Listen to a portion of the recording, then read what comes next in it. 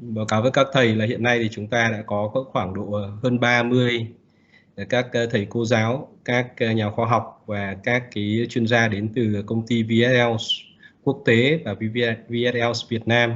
Đồng thời là chúng ta cũng có sự tham gia của một số các anh ở Vụ Khoa Công nghệ của Bộ Giao thông Vận tải và của Tổng cục Đường bộ Việt Nam. Thì cái buổi hội thảo hôm nay thì sẽ gồm có 3 phần chính. Thứ nhất là sau cái giới thiệu này thì sẽ có cái lời chào mừng của anh Tran Duc Lan là Tổng Giám đốc của VSL Việt Nam. Và sau cái lời phát biểu của anh Lân thì anh Lân sẽ mời diễn giả là ông Von Edo. Ông sẽ nói về cái vấn đề là kiểm tra và thay thế các cái cáp dựng nước ngoài cho cầu.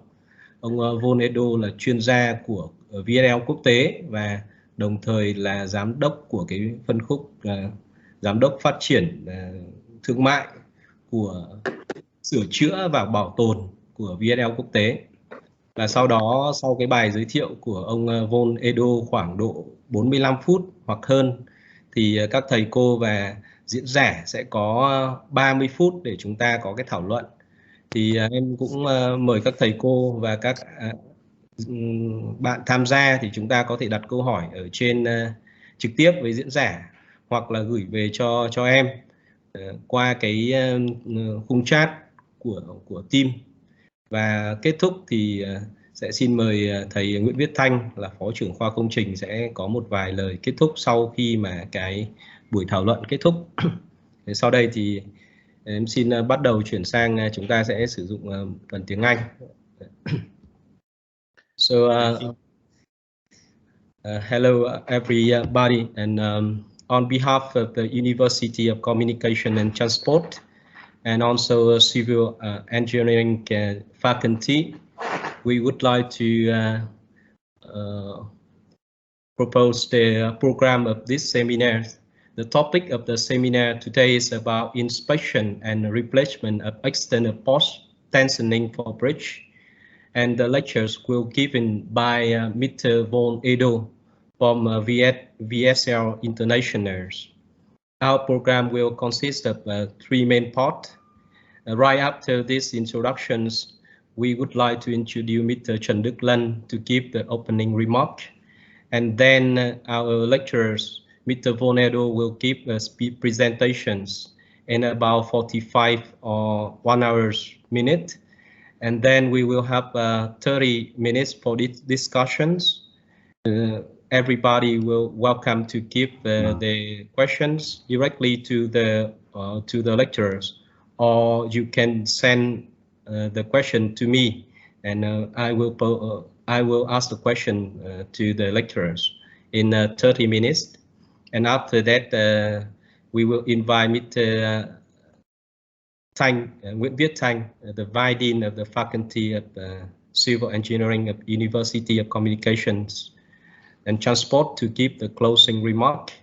And our conference today will last for about 2 hours, I think. So now, please, I would like to invite Mr. Tran Duc Lan, General Director of VSL Vietnam, to give the opening remarks. Xin mời anh Lân. Ok. Rồi, xin cảm ơn mọi người. Mọi người có nghe rõ không ạ? Rất rõ. Ok. Nghe rõ.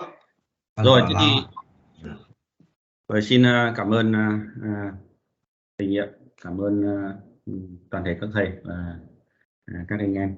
Thế thì ở đây cái phần opening speech mình sẽ nói bằng tiếng Việt và sẽ cố gắng là cái phần này trong vòng 10 phút và kết thúc bằng một cái video clip của VSL về đề tài sửa chữa. Tổng thời gian nó sẽ là 15 phút, sau đó thì sẽ chuyển sang cho anh Edo phụ trách về Repair and Strengthening. Anh ấy base ở Thụy Sĩ.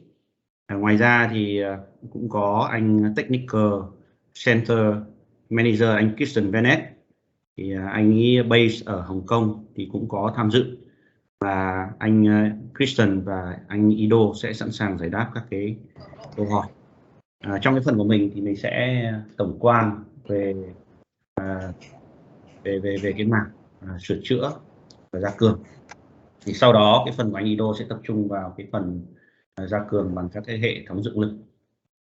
Thì mình xin bắt đầu cái phần trình bày của mình.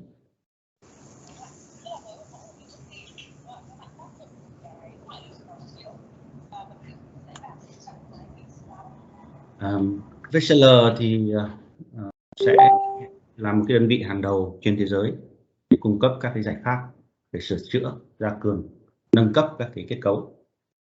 Thì các kết cấu ở đây thì không chỉ bao gồm cầu, mà nhà cửa, rồi các cái công trình công nghiệp, dân dụng, vân vân. Và VSL thông thường là có thể cung cấp các cái sản phẩm liên quan đến engineering, liên quan đến các cái product mà áp dụng vào trong các cái công tác sửa chữa, đặc biệt liên quan đến các công tác mà về design và engineering trong quá trình nghiên cứu và đưa ra các phương án.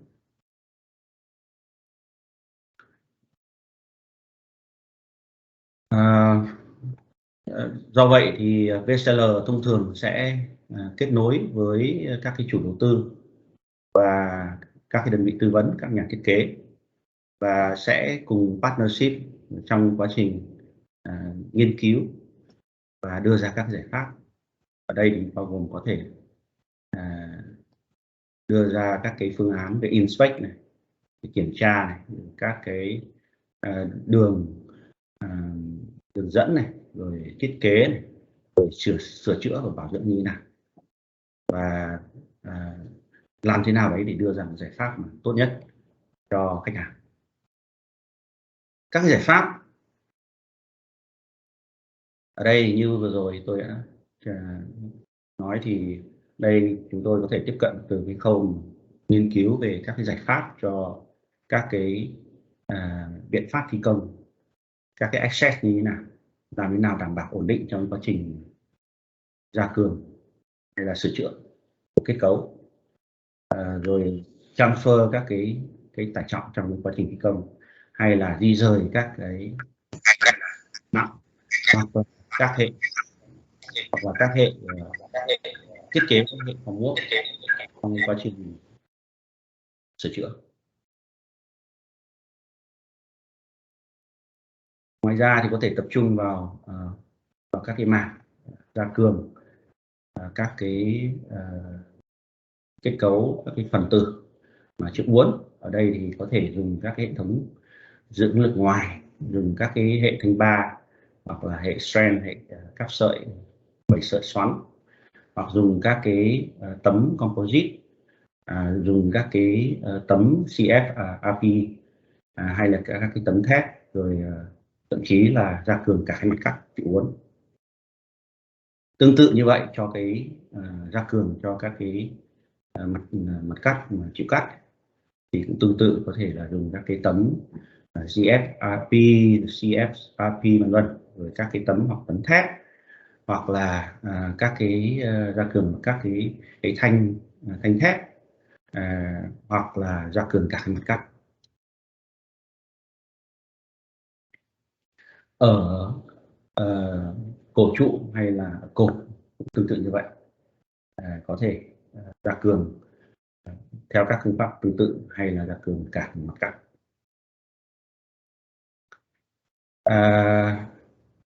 Ngoài ra thì gia cường bằng các cái hệ thống dưỡng lực ngoài, thì do cái thời gian có hạn và chúng ta hôm nay trong thời gian 2 giờ chúng tôi sẽ tập trung cái phần tiếp sau. Ido sẽ trình bày về cái phần sửa chữa cho hệ thống dưỡng lực ngoài.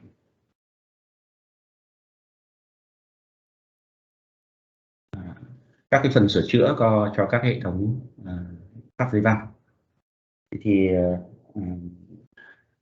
đặc biệt là đối với các cái công trình cầu dây văng, mà đặc biệt ở Việt Nam thì hiện tại có rất nhiều các cái cầu dây văng mà được xây dựng, cầu dây văng hoặc cầu vòm đều có các cái hệ để dùng các hệ cáp khác nhau, và đòi hỏi có cái quá trình bảo dưỡng. Và trong trường hợp mà bảo dưỡng hoặc trong trường hợp xảy ra các cái incident, các cái tai nạn, thì đều phải có các cái biện pháp mà sửa chữa. Cái này cũng là một cái mảng mà hiện tại là cái nhu cầu rất lớn. Rồi các nhu cầu thay các cái gối hoặc là di chuyển các cái tải trọng. Đây là một số hình ảnh các cái gối để thay. Thì hiện tại một số các cái gối của Metro tuyến số 1 thì chúng tôi cũng VSL cũng đang hỗ trợ bên chỗ nhà thầu chính Sumitomo để có thể thay một số các cái gối chẳng hạn. Rồi tăng độ bền của kết cấu, rồi các cái phần liên quan đến các cái lớp phủ và hoặc là bơm và các cái hẻ nứt.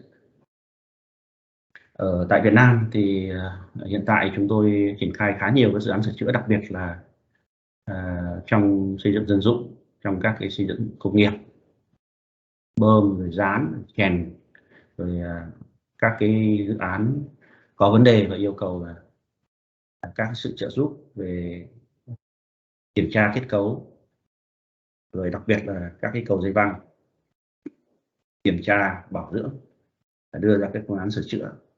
Rồi các cái như công nghiệp, ví dụ ở đây các cái silo, gia cường dưỡng lực ngoài cho các cái silo, hoặc ở đây là kích các cái kết cấu lên. Và một trong những dự án mà triển khai cũng khá thành công là cái dự án sửa chữa nâng cấp 4 cái hầm đường sắt Hải Vân, triển khai năm 2008.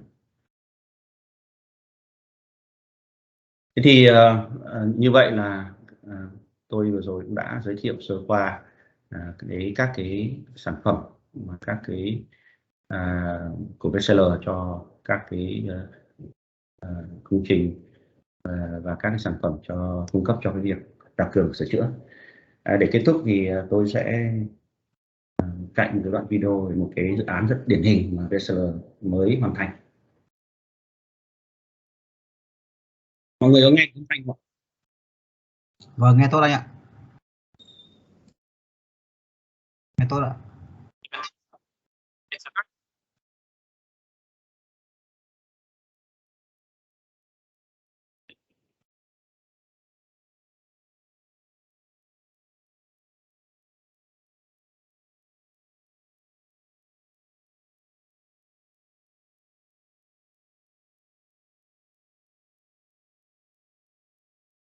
Đây là một trong những dự án rất điển hình đã triển khai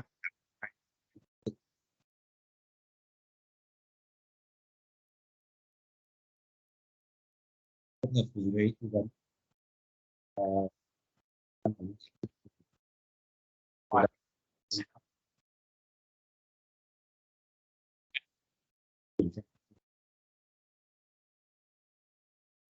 Mạng hơi kém anh ạ.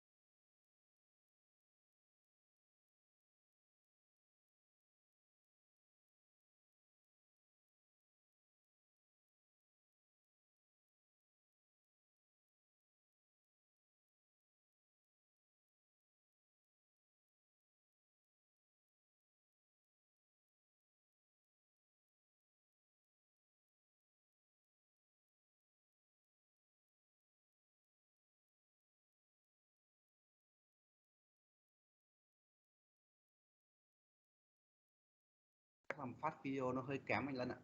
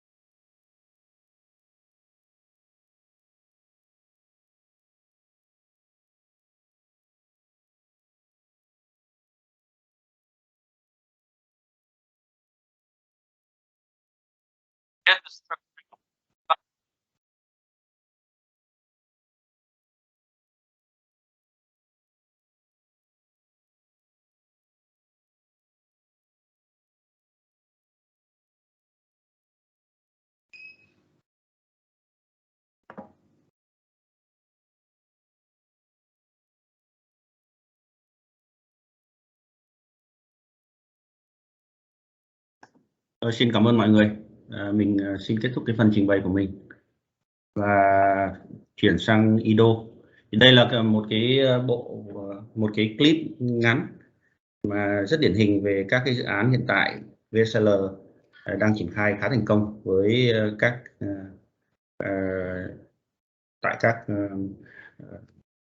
với các cái ban quản lý khác nhau và với các cái khách hàng khác nhau, và tiếp cận từ đầu và cung cấp một cái package solution. Okay, so I just finished my part, and go ahead, Ido, for next part. All right, thank you, Lan, for that introduction. I'm going to present my presentation. It needs to load. Cái phần vừa rồi mọi người nghe rõ đúng không nhỉ? Âm thanh và hình ảnh là rõ đúng không? Anh Lân này thì cái clip ấy thì nó không được rõ lắm bởi vì do cái đường truyền, còn đoạn anh trình bày thì mọi người nghe rõ. Okay. Thì có gì nhờ anh gửi cái clip đấy cho bọn em thì bọn em sẽ gửi cho các cái thành viên tham gia hội thảo.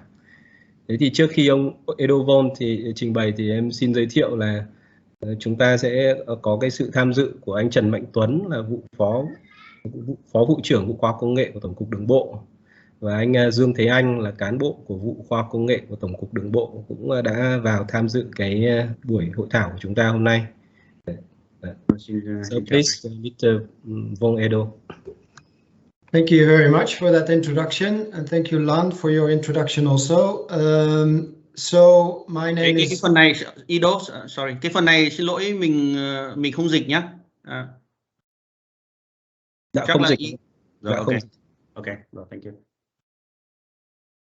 Okay, go ahead. Ido. All right, thank you. So my name is Edo Vonk. I'm the technical manager of repair and strengthening. So in the introduction from Lan, he gave an overview of the different technologies that you can apply when you are strengthening a structure like a bridge or a silo or a dam. And those, take back, sorry.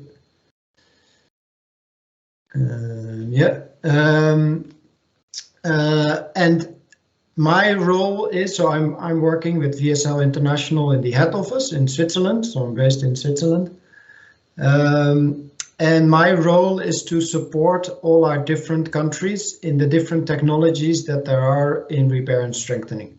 And there's quite a few different technologies, and our strength as VSL is to help different countries with experiences that we might have in other countries, and repair and strengthening is a very good example where there's a lot of development in new technologies, in new methods. It's a specialist type of work with access and design that comes into play. So my role is to share that knowledge globally, so that we can apply that to the different projects that the clients might have. So you have to excuse me that I do this in English. My Vietnamese is not very good to do this presentation in Vietnamese. Don't hesitate to ask questions or to ask maybe to Lan for an explanation in Vietnamese if my English is not very clear. But I will tell the coming 45 minutes, I will say something about one subject only. So I focus on external PT, external post-tensioning, and then the inspection and replacement works. So we have seen actually recently an increase in number of projects where we find, or where clients find, a tendon that is broken due to corrosion. And the speciality of external PT tendons is that when they fail violently. The corrosion happens, strands break, that due to the grout in the tendon, the force and the energy is taken up by the remaining strands, so you don't notice anything yet. That continues until the remaining strands, the stress in the remaining strands is so big that all of a sudden that energy is released. So that goes in a very short time frame, bang, it collapses. And during that energy release of the tendon breaking, that's so violent that you often see these snaking behavior of the tendon where the energy is released. So we've had quite a few recent projects that we are currently working on where this has happened. Initially, the exercise is to bring the bridge back to safety by replacing the broken tendon, and then you go into inspection to see if the other tendons are still safe, and you might need to detension existing tendons when you are not sure about their safety. You have to detension the existing tendons and then replace them with a newer system.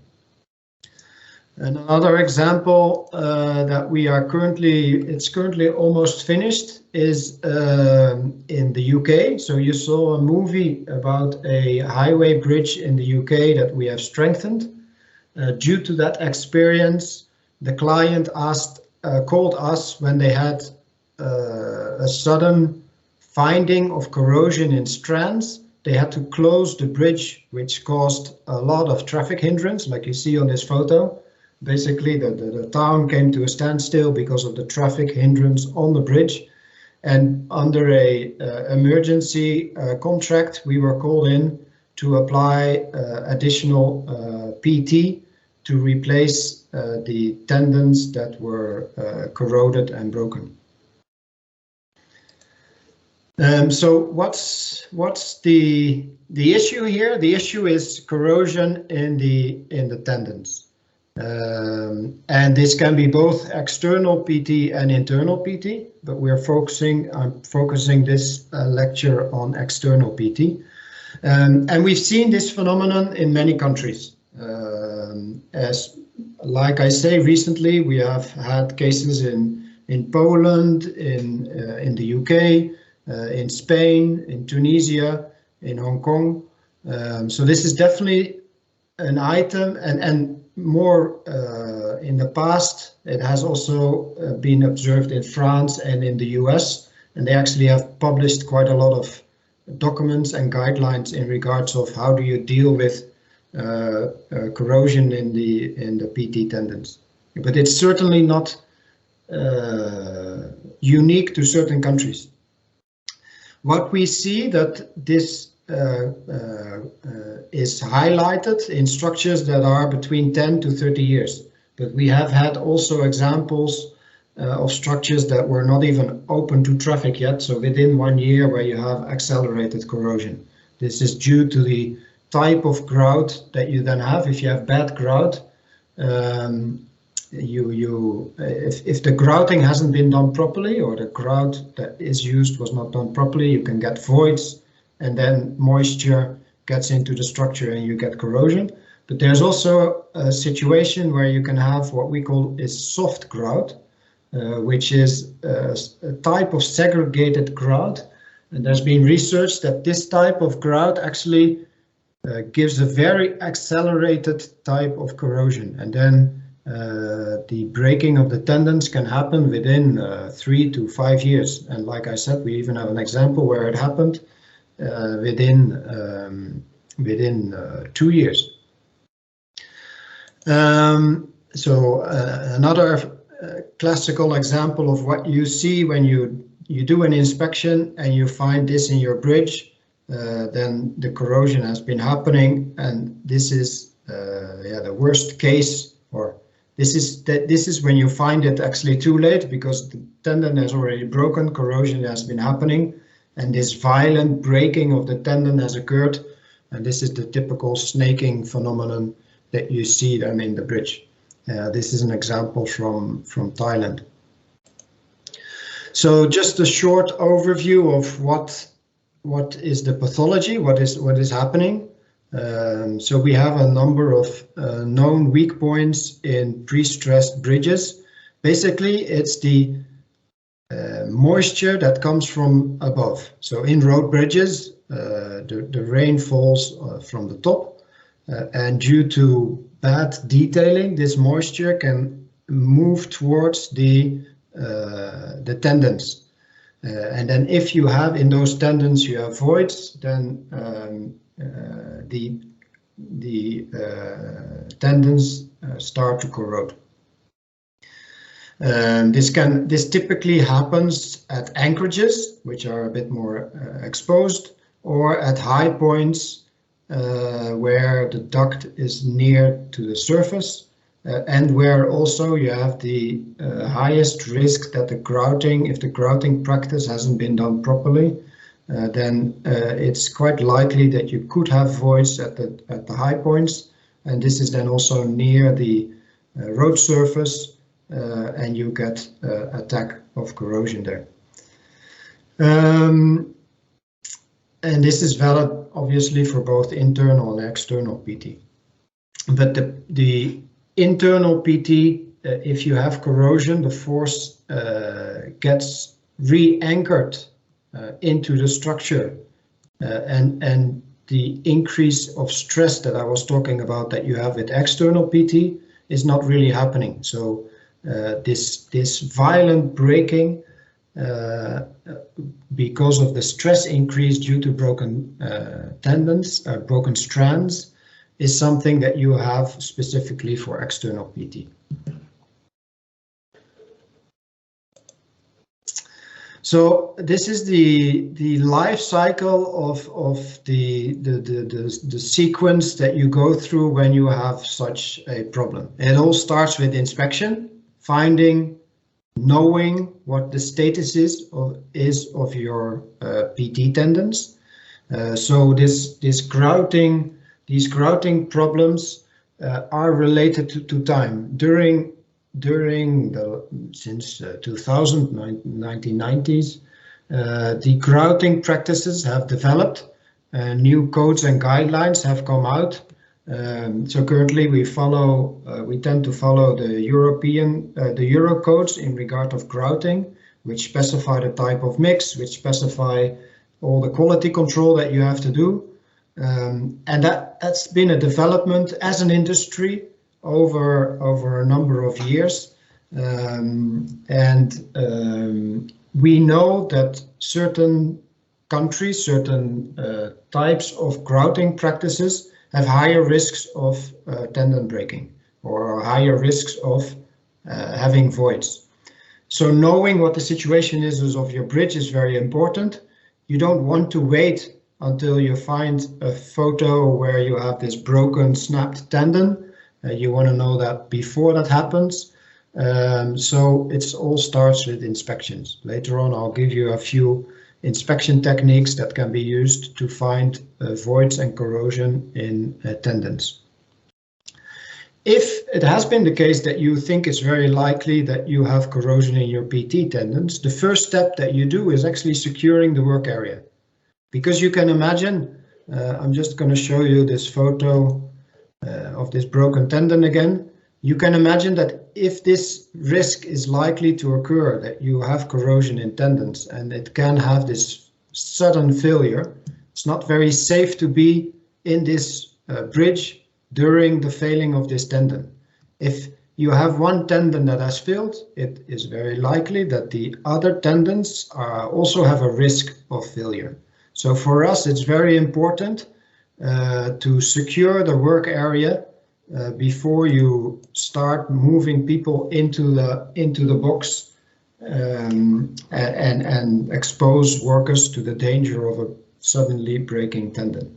The inspections are a very short time, so we tend to say inspections are still allowed, but if you start talking about replacing tendons or detensioning tendons, then you're talking about weeks of work, weeks of time that you put people near the existing tendons. So the first step that we need to do is securing the area, securing the work area. Then you also have a situation where you talk to the designers.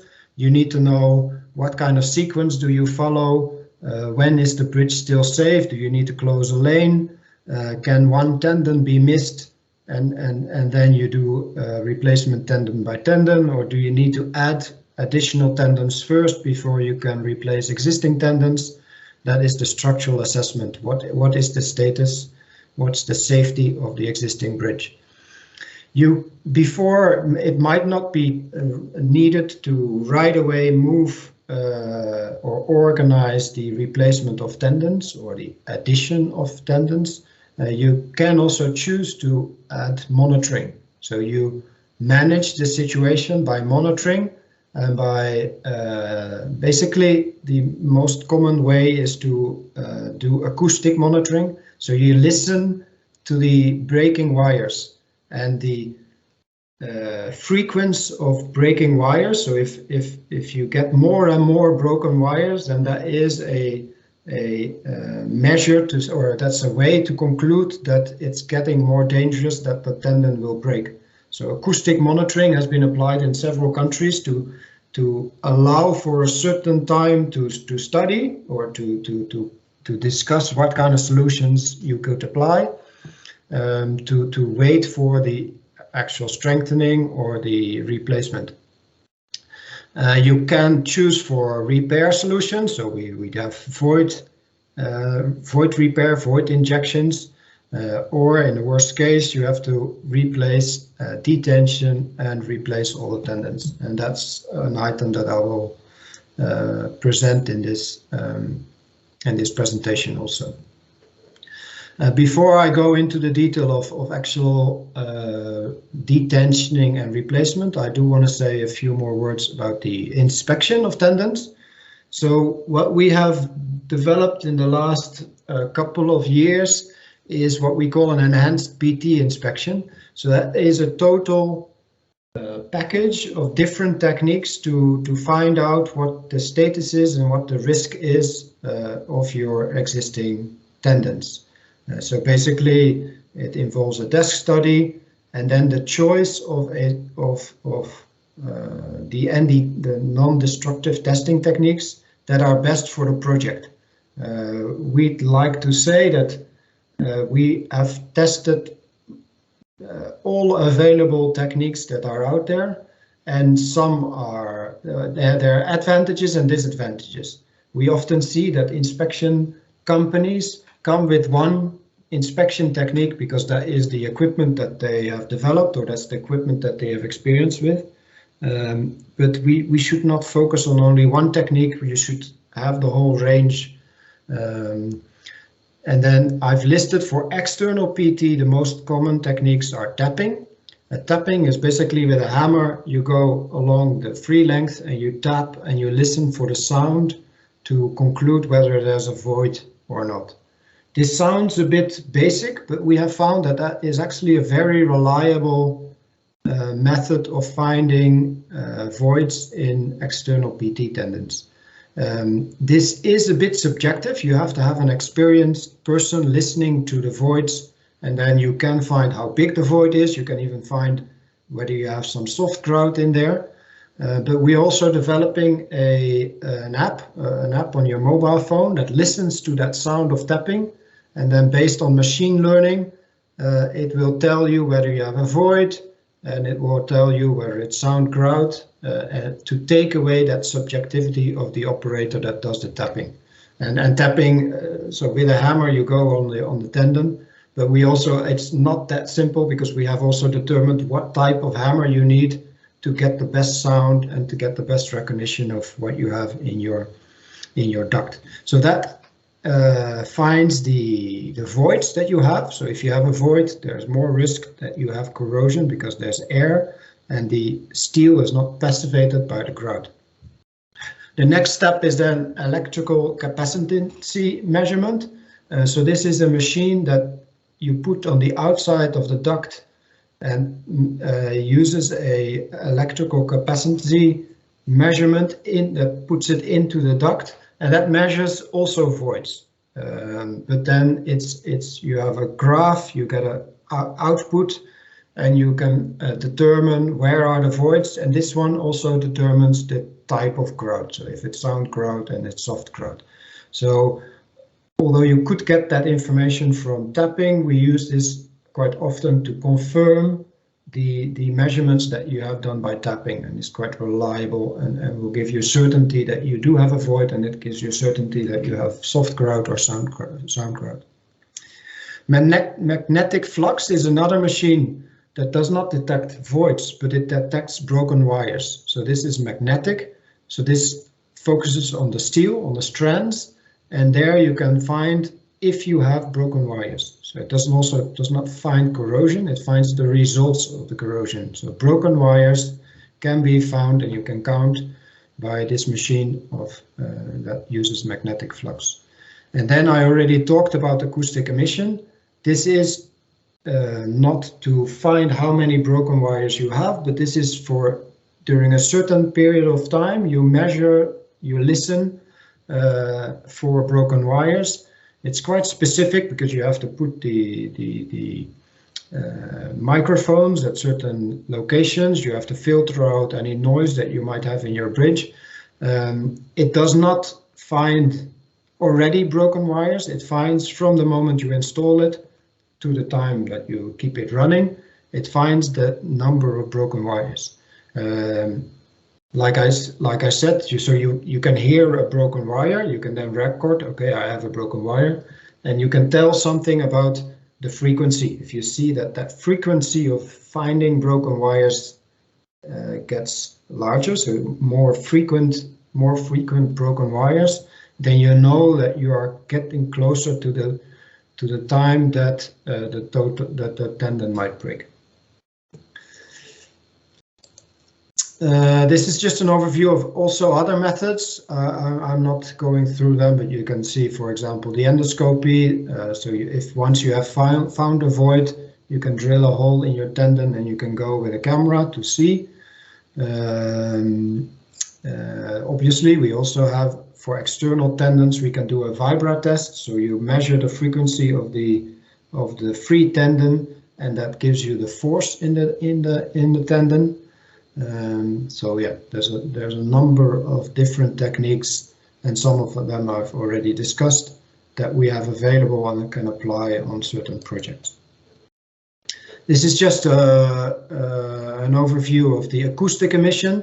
I already discussed it and explained what it is. I just wanted to highlight it because quite often this is used or asked by clients to be applied to bridge the moment between when you have found that you have a problem in your external PT tendons. You possibly have found already an external PT tendon that is broken, and then it takes a certain time until you have either replaced or you repaired the voids, or you have had discussions on road closures, etc. There's always a certain period of time that it takes to bring back the bridge to a safe situation.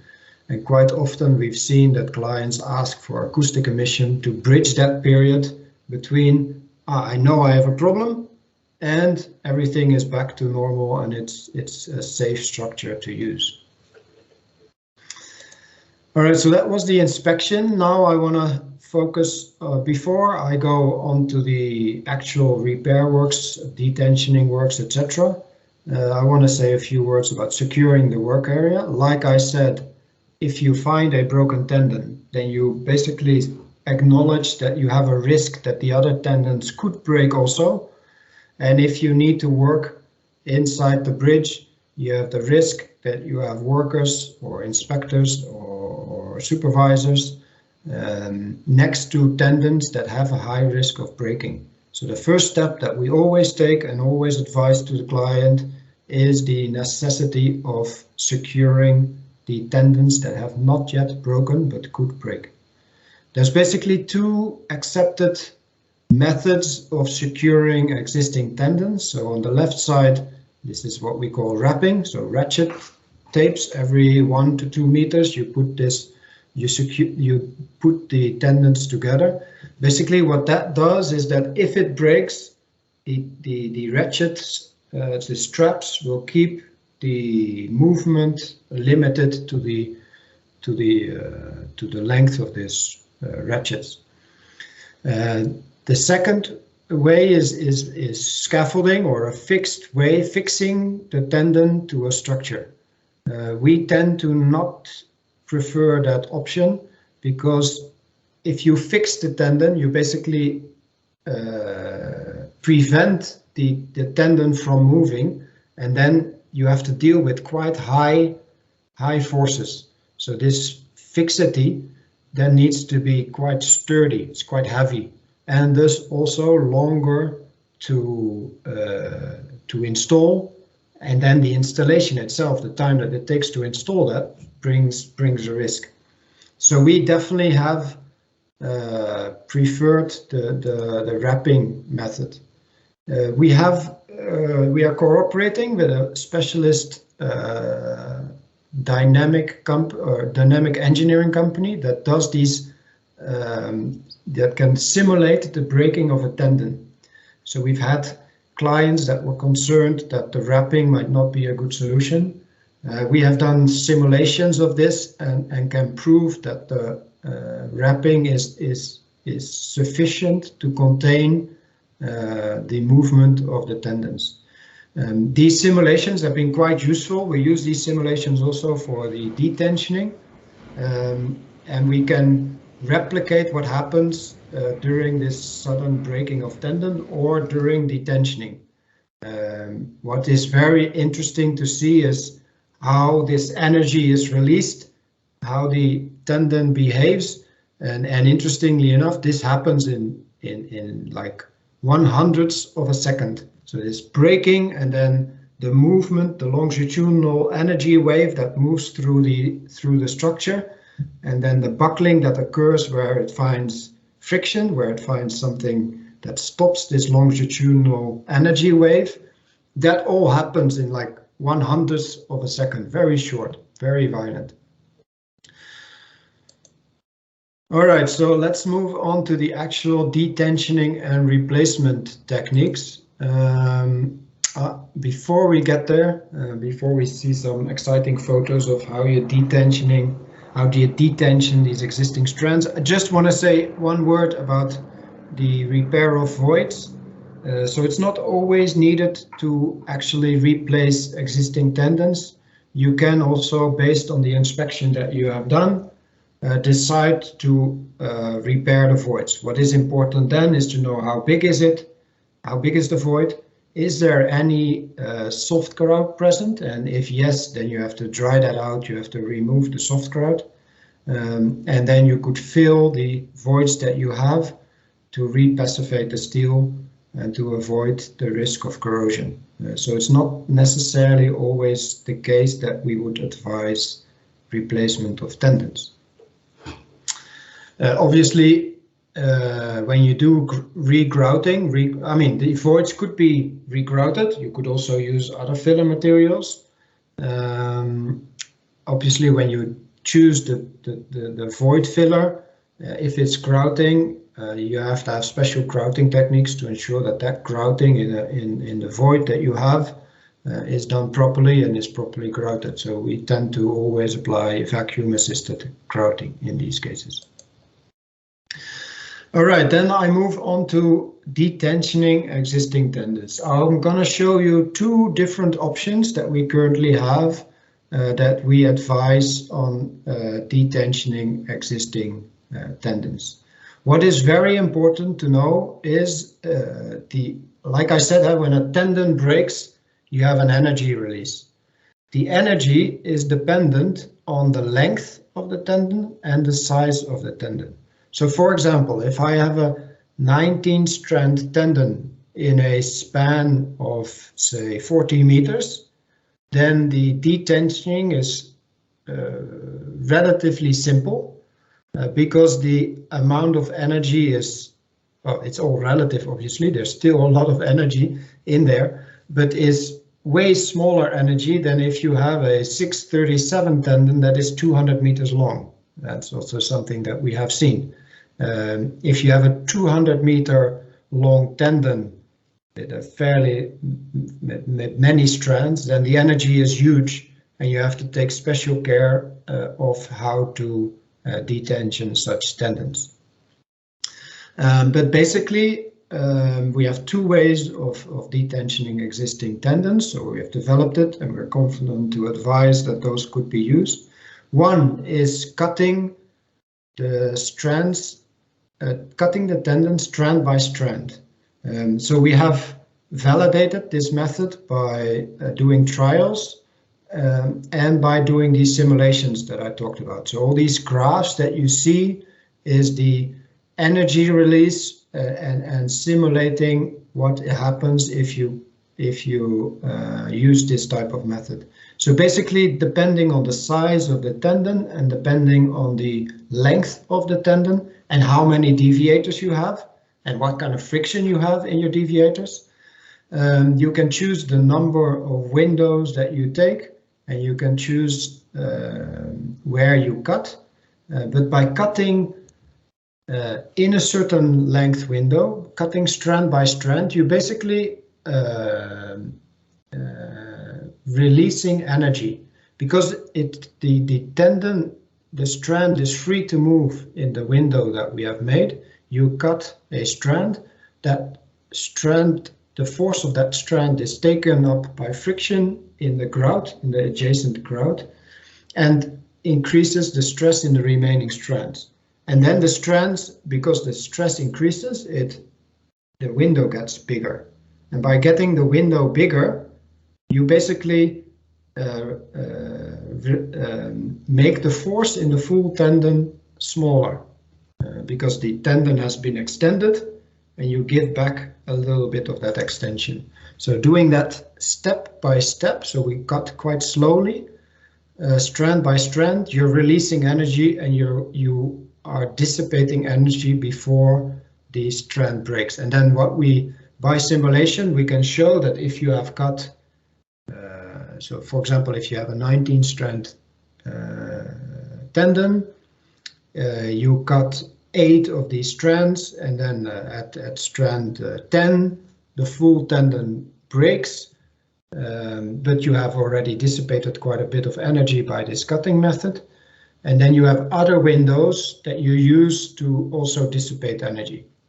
So depending on the situation that you have, we can simulate the best way to detention. The cutting method is either by torch, or what we tend to use these days is on the left side on the bottom you see a disc cutter used remotely, again to prevent people to come too close.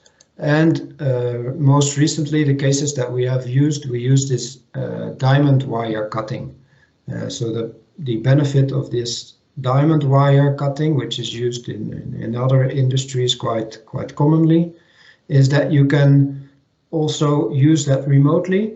And by putting the pulleys of this diamond wire cutting machine, you can get quite close to where you cut, and where you operate the machine is far away. So you prevent people again being near the tendon when you are cutting.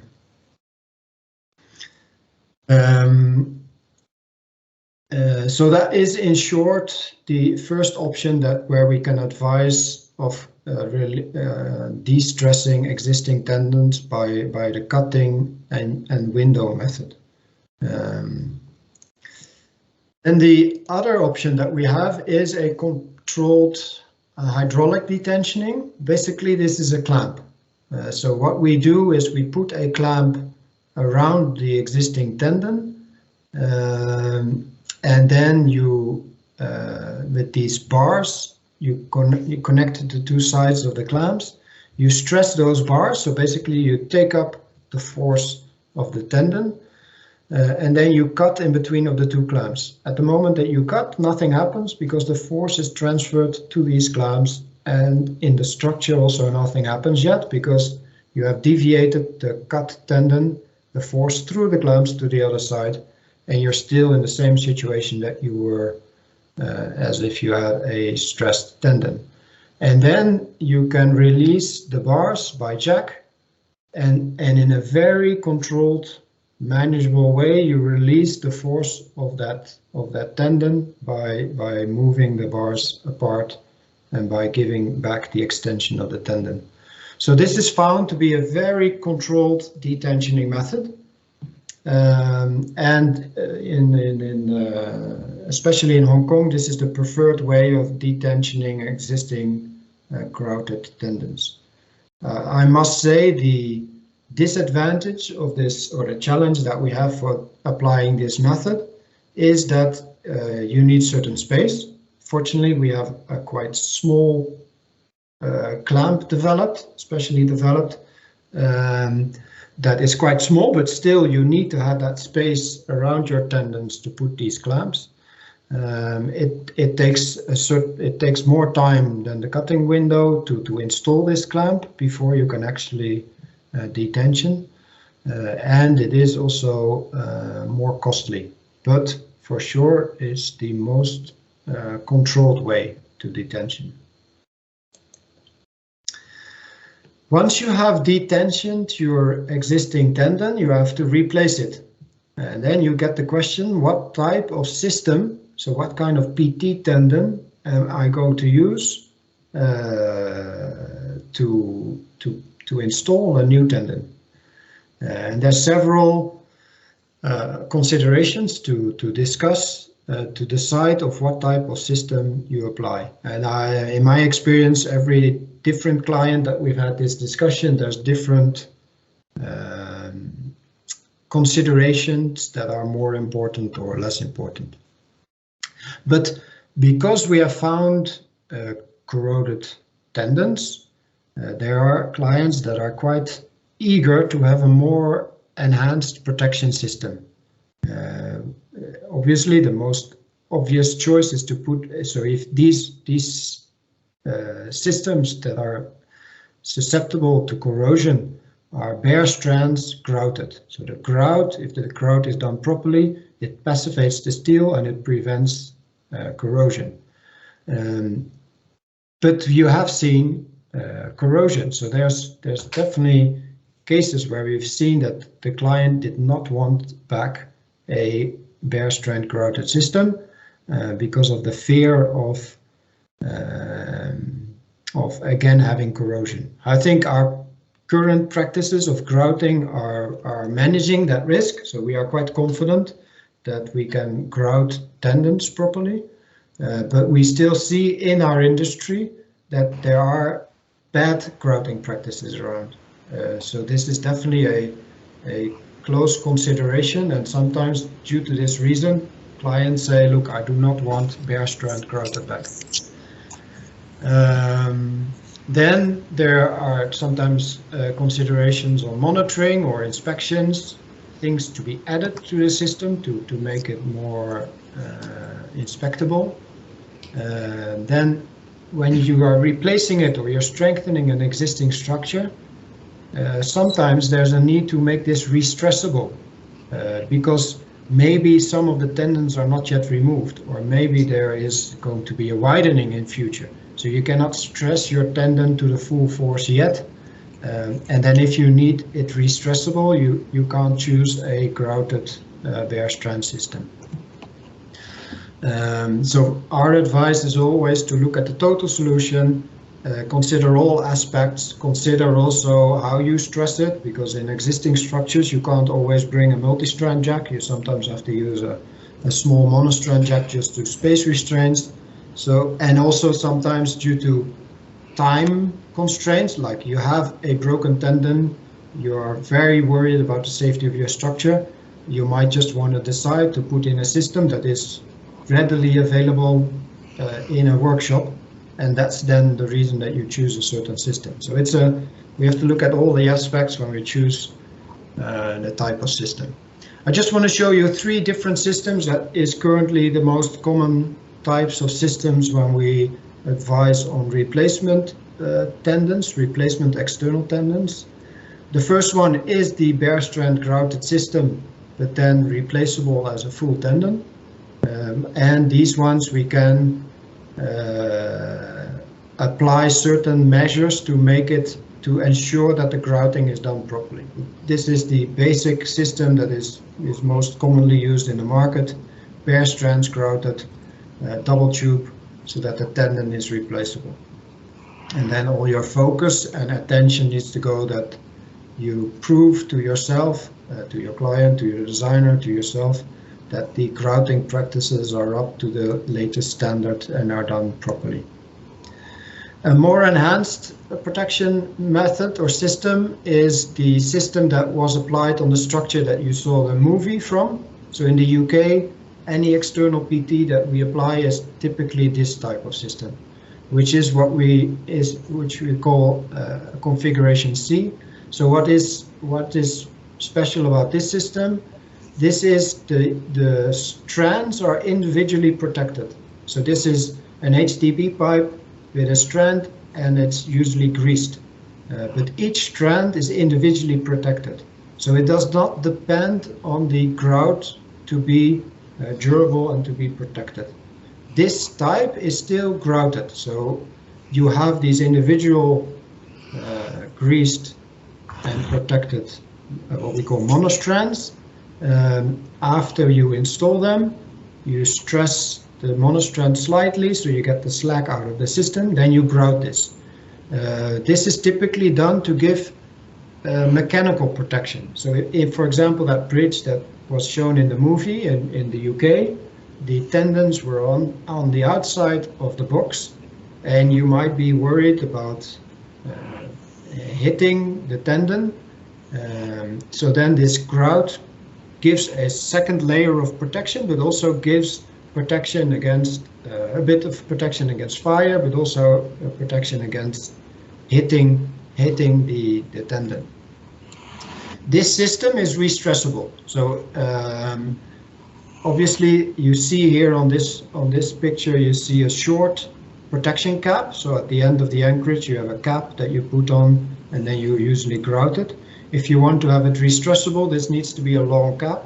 You have to have a strand over length, so that at a later stage you can come and restress or even measure the force in the strand. This system also allows for strand by strand replacement. So if you have something happening to one strand, you could replace only one strand. You don't have to replace the full thing.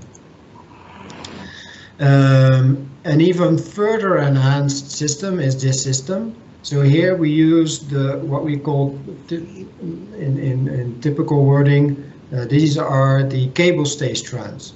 So these are not tubes with a bare strand that is greased, but this is tightly extruded. So the HDP around the strand is tightly extruded around the filled strand. So that's what this type of strand is typically used for cable stay bridges. You can still have the choice whether you have that galvanized or not to give an even further protection level. The idea here is that you have individual strands, and these through the deviators, these strands are also individually guided. The idea here is that And then you don't necessarily need a H2B pipe on top of that. With the idea of having fully inspectable strands, you see the strands always, and if something happens to it, you can see it. And obviously one of the disadvantages is that some clients prefer this mechanical protection by the grout that I talked about in the other system. But if you don't have that need for mechanical protection, or you provide that differently, then this system is even further enhanced in regards of durability. Last slides, almost to the end of my presentation, is that I just want to highlight some monitoring solutions that we have, and because I can understand that there might be a concern about grouting practices. So what we have developed is what we call the void corrosion sensor, VC sensor. So basically this is meant for internal, but it can also be used for external PT, is to give confidence, to give quality control assurance that the grouting has been done properly, and you can monitor it. So basically what you do at certain locations, you install a sensor, and that sensor measures the two things. It measures that you have a fully grouted tendon. So you see in this graph, you basically put an electric current through this sensor, and it only gives this value of step in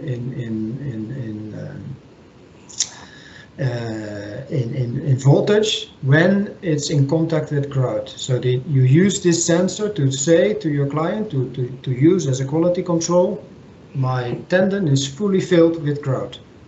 And then the next step is that grout, you have fully filled it with grout, that grout needs to develop, it needs to harden, and then it serves the function as passivation. It needs to passivate the steel. That's the role of grout. It gives a protection to the bare strand by passivating, by changing the pH value so that that corrosion cannot occur to this bare strand.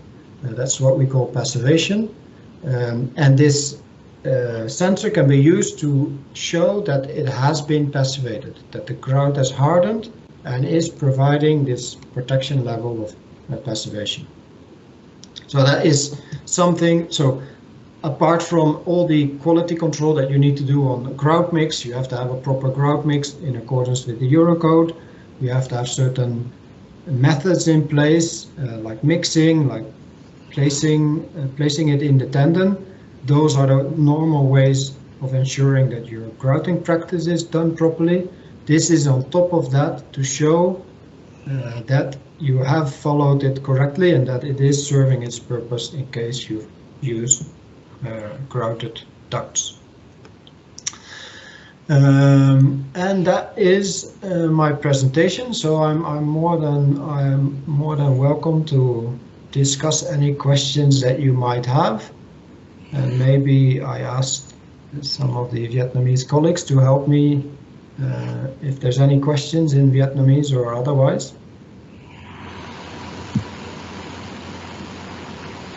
So thank you, Mr. Edo, for the presentations, and I think this presentation is perfectly addressed what is necessity in Vietnam at the moment, because as you know, in Vietnam we have several external tendon bridge, and some of them have many corrosion in the external tendons and need to replace in the very near futures.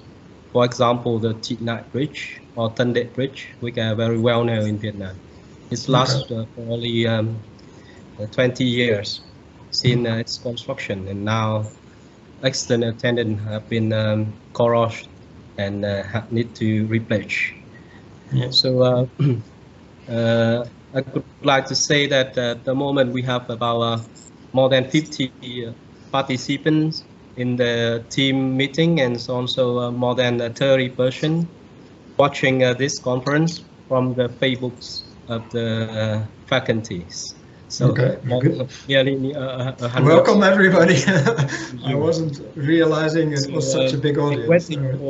For the questions, I would like to invite Mr. Lan. Maybe you can have some quick summaries in 5 to 10 minutes in Vietnamese. So to just summarize the main contents of the presentations before we moving to the discussions.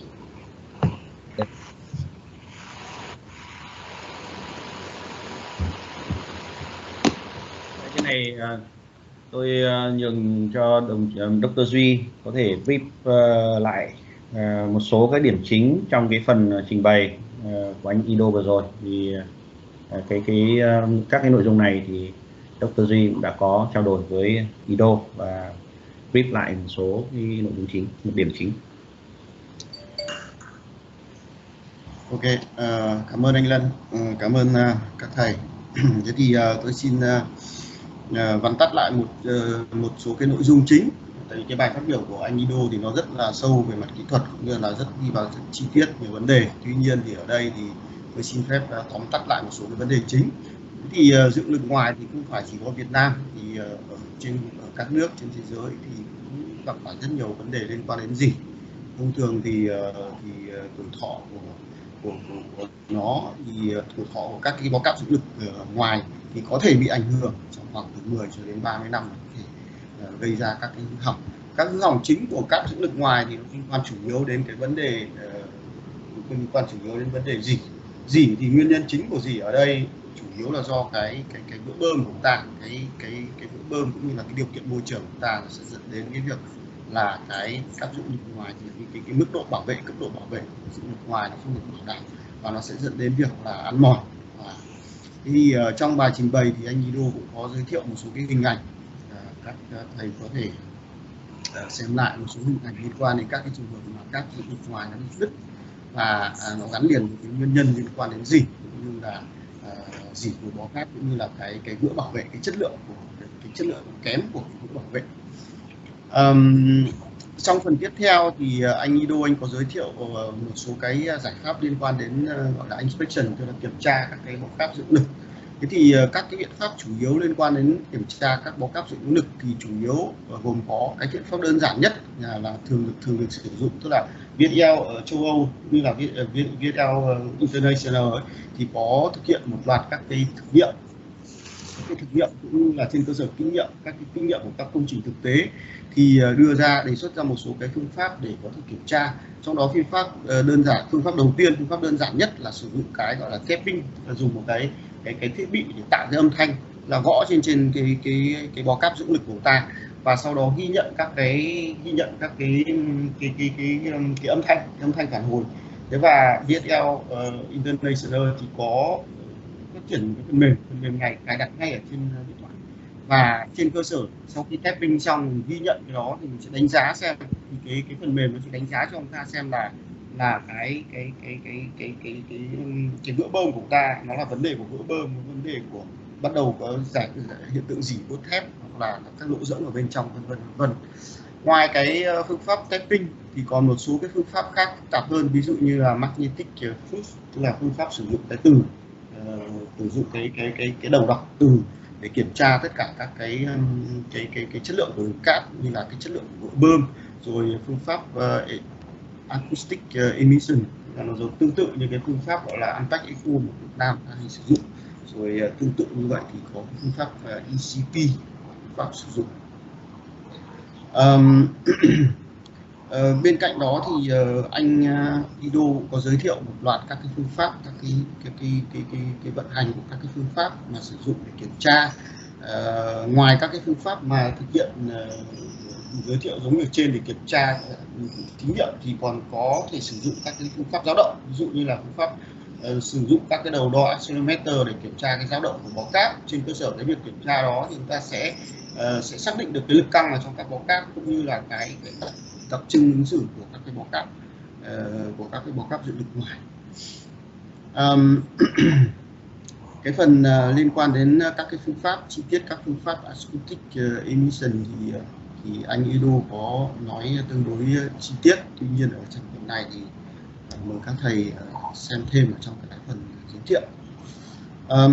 Tiếp theo thì liên quan đến biện pháp giải pháp thi công, tức là giải pháp thi công thì đầu tiên chúng ta phải nhắc đến, anh Edo anh có đề cập đến liên quan đến cái biện pháp để gọi là detention. Thế thì các bó cáp của chúng ta ấy, thì thông thường chúng ta thay thế khi nó bị đứt rồi, đúng không? Khi nó bị đứt rồi thì tất nhiên là nó sẽ truyền lực xuống các bó cáp còn lại, và cái nguy cơ rất cao là các bó cáp còn lại nó sẽ cũng bị đứt mà đặc biệt là trong quá trình thi công của chúng ta. Thế thì cái giải pháp đề xuất ban đầu tiên chúng ta phải nghĩ đến là gì ạ? Bảo vệ cho cái bó cáp đó, bảo vệ cho những người thực hiện cái công tác thay thế, công tác sửa chữa.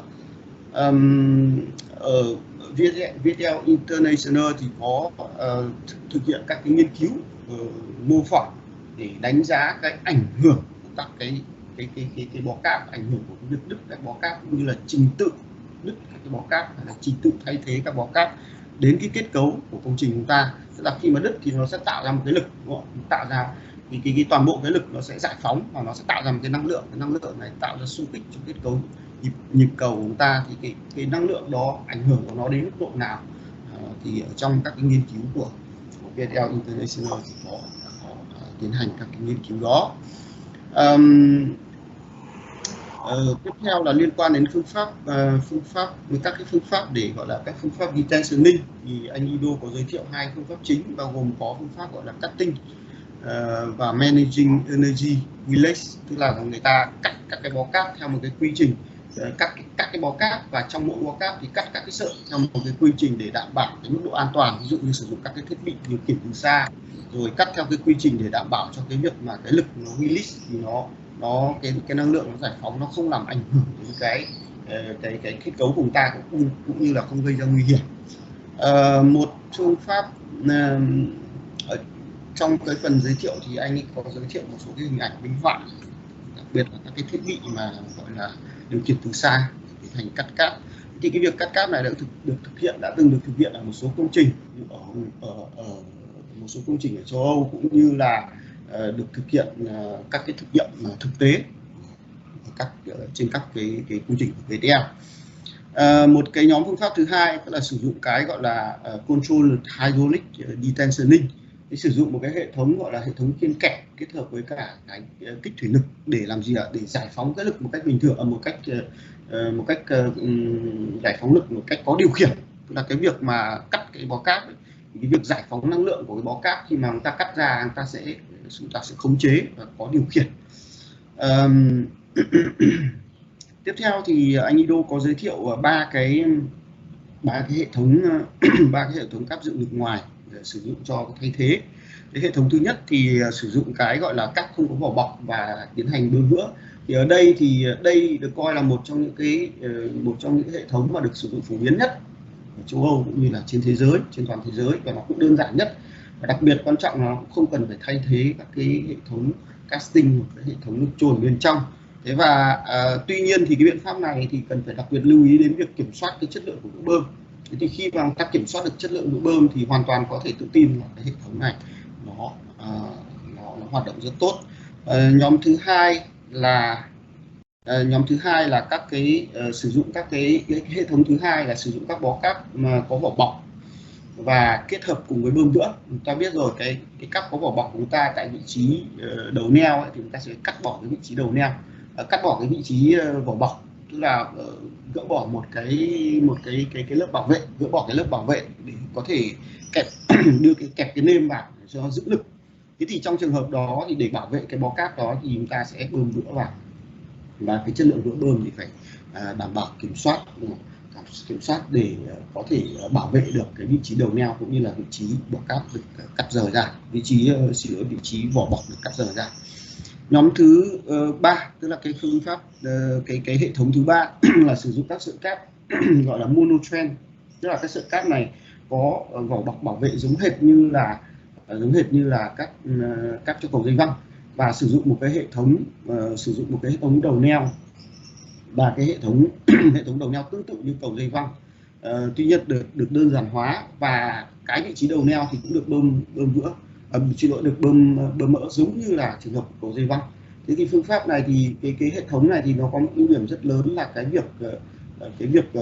việc lắp đặt cũng như thi công thì nó dễ dàng hơn rất nhiều so với các cái hệ thống khác, và đặc biệt là không cần phải bờ vữa. Tuy nhiên thì chúng ta sẽ phải có các cái điều chỉnh liên quan đến cái hệ thống đầu neo xin lỗi, liên quan đến hệ thống gọi là ụ neo. Và trong một số trường hợp thì nó rất là khó khả thi, tại vì cái ụ neo thông thường thì đã có sẵn rồi chứ không phải cái ụ neo người ta lắp mới, do đó cái việc này nó sẽ khó khăn hơn. Tiếp theo thì anh Ido có giới thiệu một số cái giải pháp để chúng ta kiểm soát trong quá trình thi công cũng như là kiểm soát trong quá trình khai thác. Đặc biệt ở đây đặc biệt quan trọng ở đây là cái hệ thống sensor, tức là cái hệ thống sensor này để nó là các electrode người ta sẽ lắp đặt sẵn vào trong bọ cát để kiểm tra cái điện trở, tức là kiểm tra cái nguy cơ mà có cái dòng điện và có thể gây ra cái hiện tượng gì của các cái bó cốt thép, các cái bó cát của chúng ta. Thế thì trên thực tế thì cái này nó phụ thuộc rất nhiều vào cái lựa chọn của chủ đầu tư. Ví dụ như chủ đầu tư có thể sử dụng cái hệ thống mà có cái cấp độ bảo vệ cao nhất để đảm bảo cái tuổi thọ, hoặc là có thể sử dụng cái cấp độ thấp hơn nhưng mà kèm theo với đó là các cái hệ thống quan trắc, kể cả quan trắc và cho phép có thể căng kéo lại, tức là thay đổi cái lực căng trong quá trình khai thác.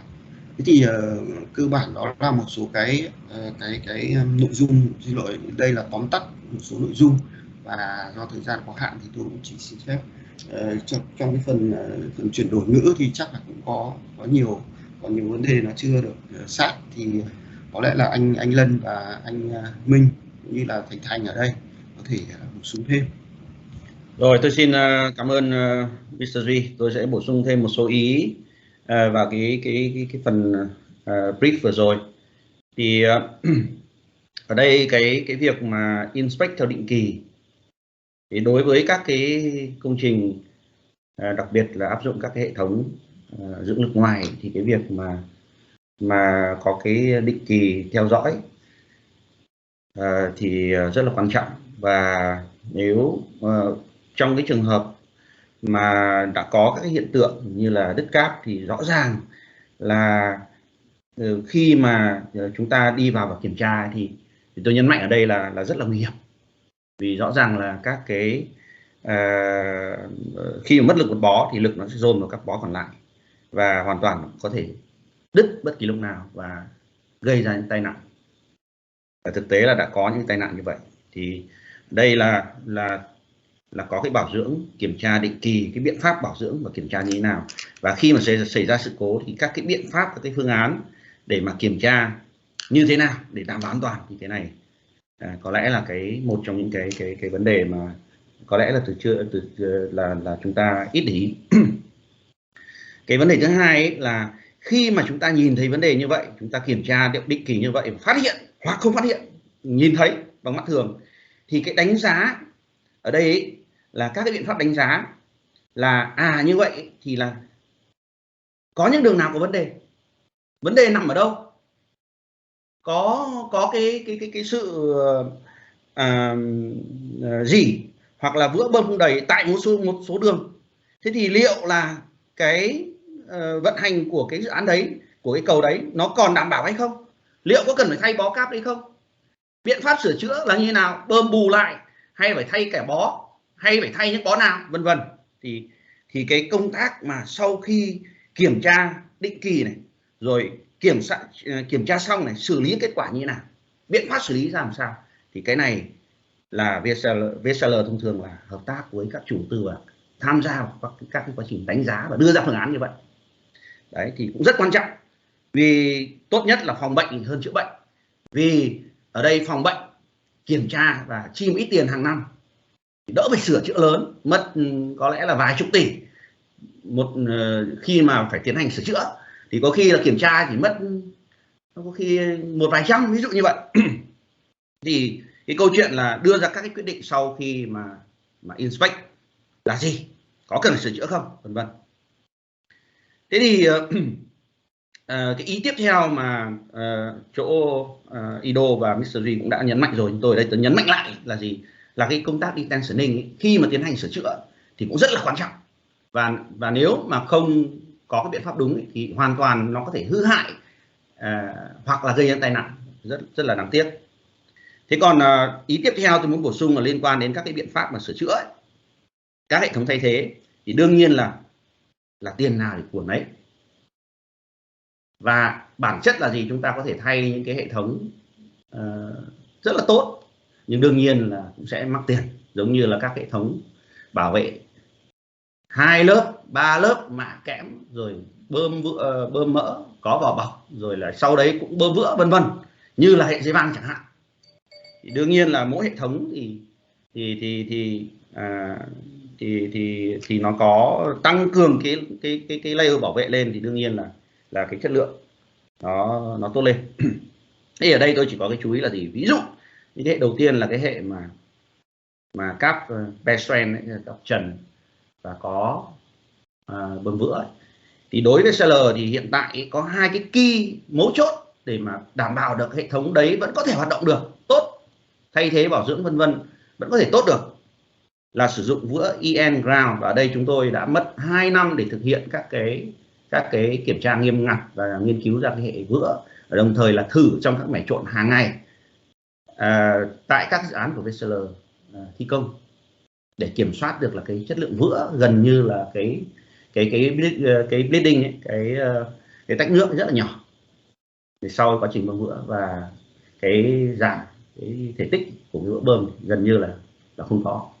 Thì nếu mà đảm bảo được cái vữa này, rồi đồng thời với cái kín khít ấy, thì ở đây hệ thống của VSL với cái hệ thống dưỡng lực mới mà VSL hiện tại đang triển khai, thì chúng tôi đã hiện tại so với trên thị trường ấy, thì VSL có một cái hệ mới, và tại cái hệ thống này thì hoàn toàn đã được innovate để mà đảm bảo các cái yêu cầu bơm vữa theo EN, và hoàn toàn có thể kiểm tra bằng mắt thường sau quá trình bơm vữa, đồng thời với các cái công nghệ bơm chẳng hạn như là cho các external PT tendon ấy, thì chúng tôi dùng cái vacuum bơm chân không để mà hút hết không khí ra, và hút không khí ra đến đâu và vữa vào đến đó. Và với cái hệ thống neo mới của VSL ấy, thì hoàn toàn thậm chí sau khi bơm xong 24 giờ có thể mở nắp ra và kiểm tra cái độ kín khít của cái vữa bơm mà đã kín ở các cái kép. Chúng tôi có cái hệ áp dụng các cái hệ kép độc lập. Thế thì như vậy, và đương nhiên là đối với cái loại đấy đương nhiên là cái loại mà rẻ tiền nhất, sau đó là đến cái loại thứ hai và loại thứ ba vân vân. Thì ở đây cái loại thứ hai là cái loại thêm một cái lớp bảo vệ nữa là cái mỡ bơm và có PE và bọc PE, và sau đấy bơm vữa thì đương nhiên là thêm một lớp bảo vệ thì là tốt hơn rồi, và tiền nào của nấy rồi. Thì đấy là cái ý liên quan đến cái công nghệ, cái hệ thống áp dụng và cái công nghệ thi công và kiểm soát chất lượng trong cái quá trình thi công. Thế còn cuối cùng là cái ý mà liên quan đến cái monitoring sau khi mà thi công đúng, lựa chọn đúng, kiểm tra đúng, thì liên quan đến các cái công tác cho cái quá trình mà kiểm tra và theo định kỳ và theo dõi, thì nó liên quan đến các hệ thống monitoring. Và các hệ thống này cũng không phải là mắc tiền lắm, và hoàn toàn có thể lắp đặt và đưa vào thiết kế và lắp đặt cũng khá đơn giản và không mất nhiều chi phí, nhưng chúng ta có thể hoàn toàn kiểm soát được cái chất lượng sau khi thay thế và trong quá trình sử dụng. Xin hết. Cảm ơn anh Lân, vấn đề gì. Thank you, Professor Nguyễn Phương Duy and Mr. Tran Duc Lan for brief but very clear explanations and summaries of the presentations. And we would like to change for the question answers and also discussions. So all the audience, we welcome you to ask a question directly to the lecturer. Sorry, I'd like to introduce to everyone Mr. Christian Bennett. He is our technical center manager in Hong Kong, and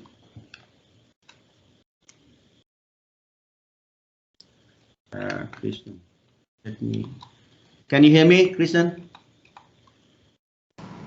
Yes, I can hear you loud. Yeah. Here, I'd like to introduce you to everyone. And because you're doing a lot of external repair in Hong Kong, so I think it could be interesting for everyone that you can tell them about your work, your repair work in Hong Kong for time being, and your experience on it. Yeah, good evening, everyone.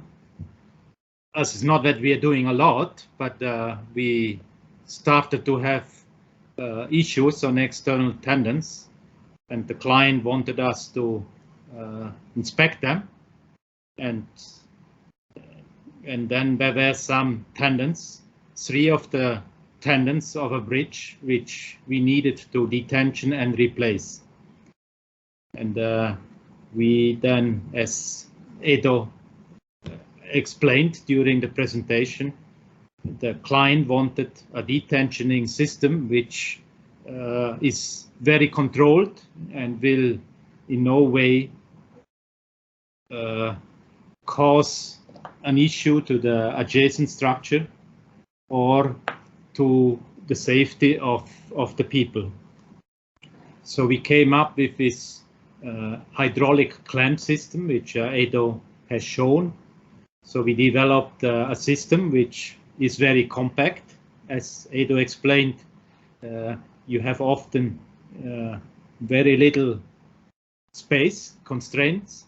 So we had to come up with a clamp system which could be installed also when you have little space. So this has been developed last year, and then we carried out a mock-up at our plant, and we then could confirm that we could safely transfer the forces on these clamps before the tendon was cut and then released in a very controlled way by detensioning the bars and gradually reducing then the extension in the tendon to 0. And then the tendon could be replaced.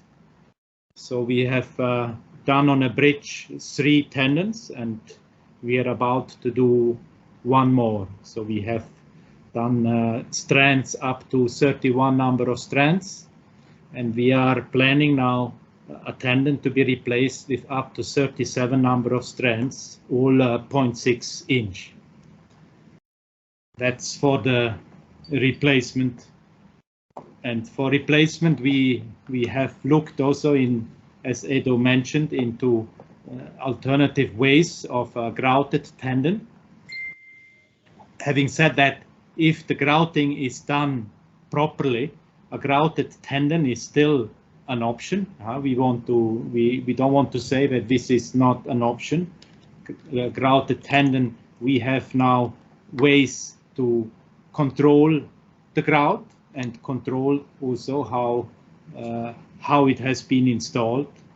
So there are, I think we have improved this technique of grouting, and we have now ways to control also if this has been properly done. However, the client in Hong Kong, the highways department, for new projects, we are looking now into a tendon which can be monitored during the lifetime, can be replaced easily, and as well as maybe that you can monitor the residual force. So we came with this system which Edo presented, the third system, where you have basically the stay cable strand, which is installed in a manner similar to a stay cable. So in the deviator you have a saddle, which I think Edo hasn't shown, but you have a saddle which allows to guide every individual strand. So you have the same pattern from anchorage to anchorage, meaning you can replace individual strands, you can monitor individual strands, you can re-stress individual strands. So if you replace the tendon, or if you want to monitor a tendon, or if you want to verify the health of a strand, you can do this strand by strand.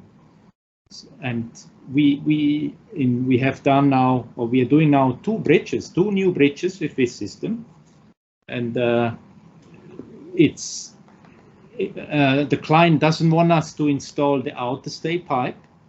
The reason for that, it's sort of not exposing the strands, so he wants to leave it that you can come anytime and access the strands and review the health of the strands, and in this way you have a maintenance program which then requires to be implemented and allows the client to know the health of the tendons.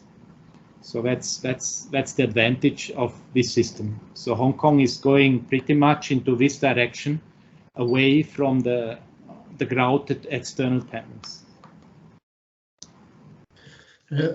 Thank you, Christian, for that explanation on what the experience is in Hong Kong. I think that's very interesting to hear. So you're saying that this cable stay strand system is applied on new bridges. The 3 tendons that you have replaced in existing bridges, can you say a few words about the discussion with the client and the reason why you in the end choose the system that you applied? Well, for existing tendon which have been detensioned and need to be replaced, the options are of course a little bit less, because for this system as shown now, you need to build in saddles, saddle with individual tubes. So if we don't want to be destructive, we don't want to change the deviators and the piers as they are now. If we detension a cable, we are looking to have the minimum of sort of not having to affect the structure too much. So by keeping this in mind, either if you need the same size of tendon, you might have to review if we can really use a different system than a grouted system. So in Hong Kong, the client, considering that we could show that there are ways to control how we install a cable and how we grout the cable and how good the quality control is, he accepted to reinstall a grouted external tendon. Yeah, so yeah, that's the reason. Yeah, so I think that's good feedback. So for new build, when it's easy to apply this new type system, which might need different diameters, they prefer this enhanced system. But in existing structures, the choices might be slightly different in regards of existing diameters of diaphragm, deviators, etc.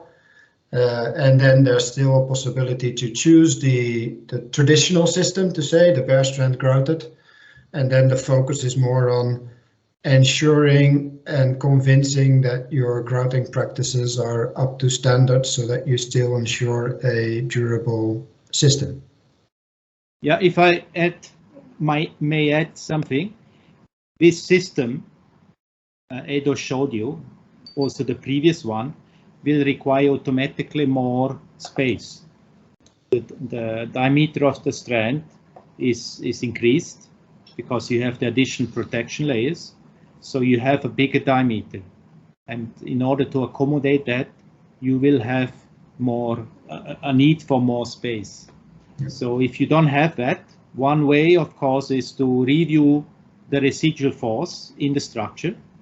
And of course, if the structure is already 20 years old, then the force, the long-term losses, the force is reduced by up to 15%. So it might be that you can use a smaller size cable and that it still fits into the provision you have. So that's an exercise which can be carried out. Yeah, Yeah, we have examples where we have been able to show that we can apply this system in existing diameters because of the reason that you said, the residual force by stress a bit taking into account long-term losses. This might be enough even if you have lesser strands. I think this system even needs a bigger diameter and will have more challenges to apply it in existing structures. Right. At the end of the day, okay. At the end of the day, we VSL Vietnam, we discuss with our clients and design consultant in order to discuss with you guys in order to find the best solution for the repair proposal, isn't it? So case by case, I believe that we can bring a preferable or the best solution to the client, isn't it? Okay, thank you, Christian, for giving the experience from Hong Kong, which is a country with the similar weathers and many things very similar to Vietnam. Thank you for your experience. And now we have received 10 questions, and I have tried to summarize it into four main groups. So including the replacement, construction, design, and inspections. So I would like to ask the questions on inspection first. One audience would like to ask about the method for inspection of the corrosion, but for the internal pre-stressing tendon. Mean that you have mentioned about external tendon, but in Vietnam, people worry also about the corrosions of internal tendons. So may VSL or you have any experience on that? And also in this question, the audience would like to ask also, when you checking the bridge, you do the inspection of the bridge. For the external tendon, it's necessary to measure the stress inside. The pre-stress inside the external tendon after corrosions. So is there any method or due to experience there is any way to measure the existing stress inside external tendon? So that is the first question. Okay. All right, thank you. I'll try to answer the question. So first question was about inspection of internal PT. So yes, inspection techniques for internal PT are slightly different to external PT because it's hidden in a concrete structure. So the techniques like magnetic flux or ECT, where you can apply your NDT machine around the duct, those techniques are not possible for internal PT. So we have different techniques for internal PT. First of all, we have the georadar. Georadar is mostly used to locate the existing tendons, so it's for location. But we have what we call advanced GPR, advanced georadar, where we can also correlate it to chloride intrusion and humidity. So what that will give a mapping of the structure and highlights higher risks of chloride contamination or humidity entrance. So that can be used as a first step to see if you have a long bridge, which areas do I need to focus on, because there is a possible chloride contamination, and chloride contamination will accelerate corrosion. Then there is a technique which is called Pandit. It's a machine that sends waves into the structure, and that machine we can use to highlight voids inside a duct. So first you locate the tendons by this GPR, and then we use the Pandit to find voids. So similar to the ECT, there is a technique, there is an NDT technique available to find voids in internal PT. It is more difficult because it's very dependent on it's more difficult to interpret, and it's also dependent on the rebar that is available usually in front of the tendon. But that is a technique that we can use to find voids. Then the endoscopy is a method that we use quite often for internal PT. Typically, corrosion or voids in internal PT are near the anchorage zones, and then you can drill a hole into the anchorage zone to inspect the area behind the anchorage where you have a higher risk of corrosion. And then one method that is stated here, half-cell potentiometer, that measures the corrosion rate. That is feasible, but you have to drill larger holes towards your PT tendon to contact the grout of the PT tendon. And then the last method that is actually most often used, but not non-destructive, is openings. So if you have concerns at high points, you basically break out the concrete and you do a visual inspection. So those are the different techniques that are available in regards of internal PT. And then the question in regards, sorry, yes? Continue, sorry. Yeah, then the question in regards of the stresses in measuring the stresses in external PT. So I believe that measuring the stress is not I think you're interested in the force in the tendon. Like I explained, if you have a broken wire or a broken strand inside a grouted duct like external PT, that breakage that happens, but then due to the friction inside the grout, that force is transferred to the other strands over a certain length. So measuring the stress at one location does not really tell you the status of that tendon, because the tendon as such will still have its force.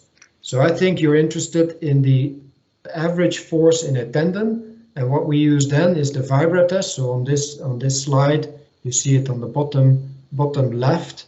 A vibra test is something that we've developed to measure forces in cable stay bridges. Basically, you need a free length. You hit that cable. It starts vibrating, and the vibrating mode of a cable, even an external PT grouted cable, is dependent on the force that's inside. So based on that frequency, measuring the frequency of the wave of the tendon, we can calculate that back to force in the tendon. So if you're interested in the force of a existing external PT tendon, we would carry out a vibra test. Okay, due to your answers, then people would like to ask more on the vibration measuring for the force. Of course, we have to measure the force, and vibration method is the good vibration test is the good method. But for one person who have already carried out that vibration test in Vietnam, they said that they want to ask you about the experience on how to compute the free length of the tendons, of the external tendons, because due to their experience, the free length cannot be the length between two anchorage zones. So do you have any experience how to compute the free lengths? Yep. Also, they said that it will be a problem if because now we have the motors, right, between the cables, and also the outer boundaries, and maybe inside will be a voice, and it will reduce the for example, national frequencies of the external tendons. So they would like to ask your experience to avoid these two problems. Firstly, the free lengths, and secondly, how to compute the natural frequencies of the external tendon but including the void between the boundaries and the tendons. Thank you. So. Yeah, very good questions. Very good questions. The vibra test is indeed dependent on two, or when you measure the frequency and you want to calculate the force, it's dependent on two important parameters, which is the free length and which is the stiffness of the cable. My experience is that the free length of the cable is not that sensitive in regards of the magnitude of force that you want to compute. So our experience is that if you take the free length between deviators, the prediction of the free length of the vibrating mode, so it's not between anchorages, but for example, you have a tendon is deviated at a deviator, then the free length is quite fixed by these deviators. You have to obviously study the detail of the deviator to know where it can bend so that you can determine that free length. But our experience is that tends to be, we can get a free length that gives a reliable results. The stiffness of the grout is the most challenging part, I would say. Because yes, there is a big difference in stiffness of this tendon if your grout is fractured or not. So you can imagine that the stiffness of a grouted duct, if that's stiff grout not fractured, is quite different. It's similar like the stiffness between cracked concrete and uncracked concrete.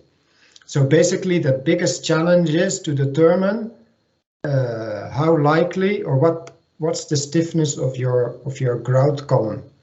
So there we need to do a study of the likelihood of having cracked grout or not. A void, obviously if you have large voids, then that will start to influence, but smaller voids in a pocket will not influence the stiffness of this full long free length tendon that much. But yes, you will have to evaluate if you have significant number of voids. But I would say in regards of a vibra test method of an external PT tendon, determining the stiffness of your grout is the biggest challenge. Okay, thank you. Yeah, just if I may add, okay. Our experience, also indeed, it's very difficult to determine the force of external tendon with the vibro test. It's not like a stay cable which swings independently. As Edo said, the stiffness is the big challenge. Even sometimes the length, actually the length is also variable. We don't really know what is the length. So you can maybe determine a range, but you will not be able to determine the right force. If I may say that, Edo, you can determine a range, but it will not be. I think it depends very much on the type of system that you're measuring. I think what I agree is that if you measure the force, you have to take into account these aspects, and you can advise on the preciseness of your measurement. And yes, there's definitely cases where the length is more difficult to determine, so that also gives a larger variation of the results, and you advise on that in regards how precise is the measurement that you give. Okay, the second questions in terms of inspection problem that we have received is about the tapping method. The tapping method for inspections. Then people say that tapping by hammer is seem to be a very simple method, and therefore it can be applied in Vietnam. But they would like to ask you to your experience. Can you show us the quick types of hammers can be used? Normally you use rubbers or special coils of hammers made by another types of materials. And can you explain a very simple way of the sounds it's make to just explain where is the voice or not the voice? Just yeah, I can say a few words. I don't think I can teach the audience here about what sound to listen for, but this can be trained. So we do internally within VSL, we have a training program to teach supervisors what sound to listen for, and there's easy samples that you can make, unvoided and voided, larger voids, smaller voids, sound crowd, and I definitely advise anybody to train yourself on listening to the voids. The first time, a couple of years ago, when I started doing this, I think it's actually quite hard. Yes, it's a simple technique. Yes, it can be trained, but you do need to know what sound you're listening for. So you do need to train yourself. So I always advise to do a training with samples so that you yourself hear the difference between sound crowd and hollow sound. On this picture, in this slide, on the top left, you see this small aluminium hammer. So our experience with some testing of using a rubber hammer, using a traditional hammer that you use for woodworks, steel hammer, our experience is that the sound that you're trying to listen for in voids is best amplified by using this type of small aluminium hammer. So if there is not the know-how from VSL, so if you have some lectures like that, please send it to us, and we send it to some people who really need that voice. That okay. Maybe yeah, maybe we can change some teams on it in coming project. I think it could be the best. And I also, Lan, I think you have registered for the training that we're doing in regards of NDT techniques of PT tendons. Part of that training is to make samples with voids, and then pre-made samples you let people test and evaluate what type of sound you hear. Yeah. Okay, so I will move on to the design aspect.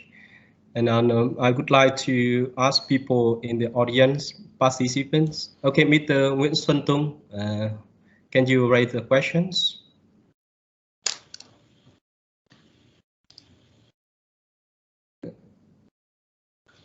Xuân Tùng có muốn đặt câu hỏi không ạ? No, I don't have any question. Just tell me wrong, because the one I intend to ask he just answered already. Thank you. Sorry. Okay, so yours, please.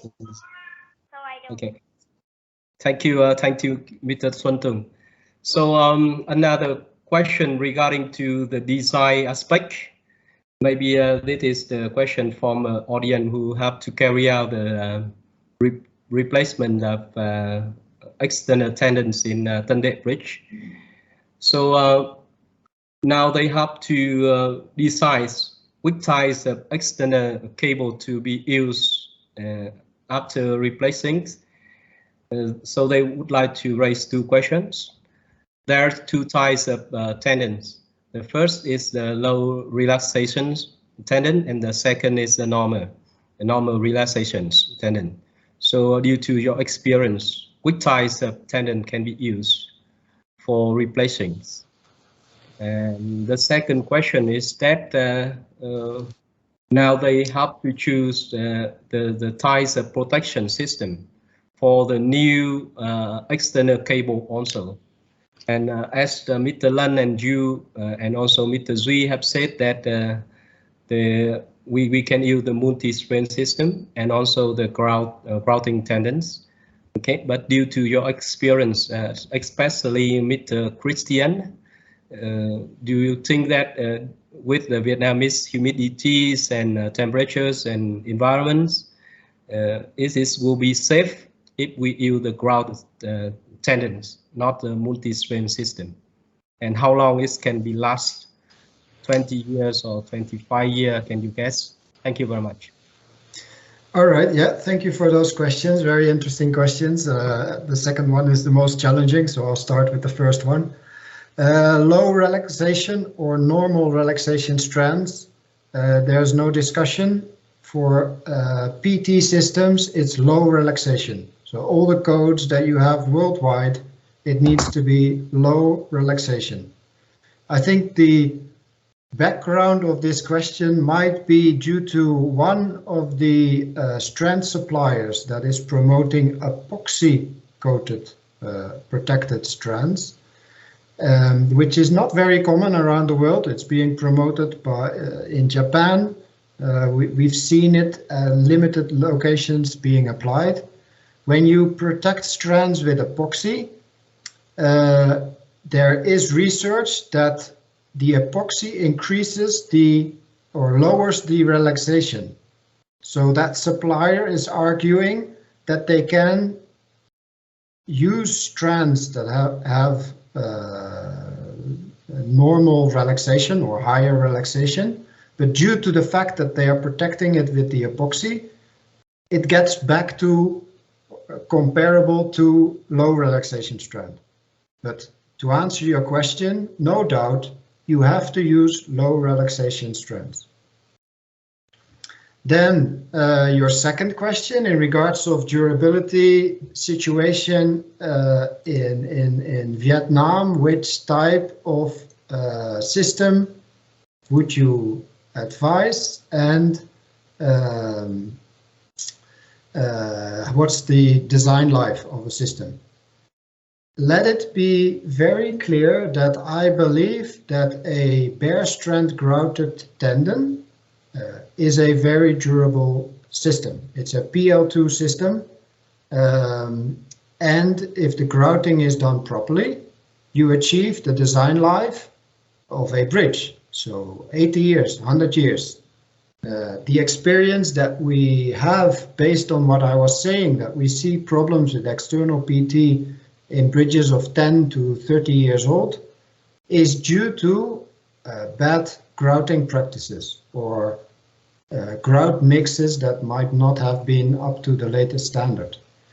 If you do the grouting properly, and unfortunately in our industry there are still parties that do grouting not properly, but as an international company we keep on stressing, if the grouting specs are up to standard and up to the Eurocode standards, including mixing, etc., and you use the right methods, you get a durable system from a bare strands grouted system. In the case of replacement, the choice is, like I said, it's still the case that if you ask to the market a bare strand grouted system, there is a risk that you get a party that does not do the grouting properly.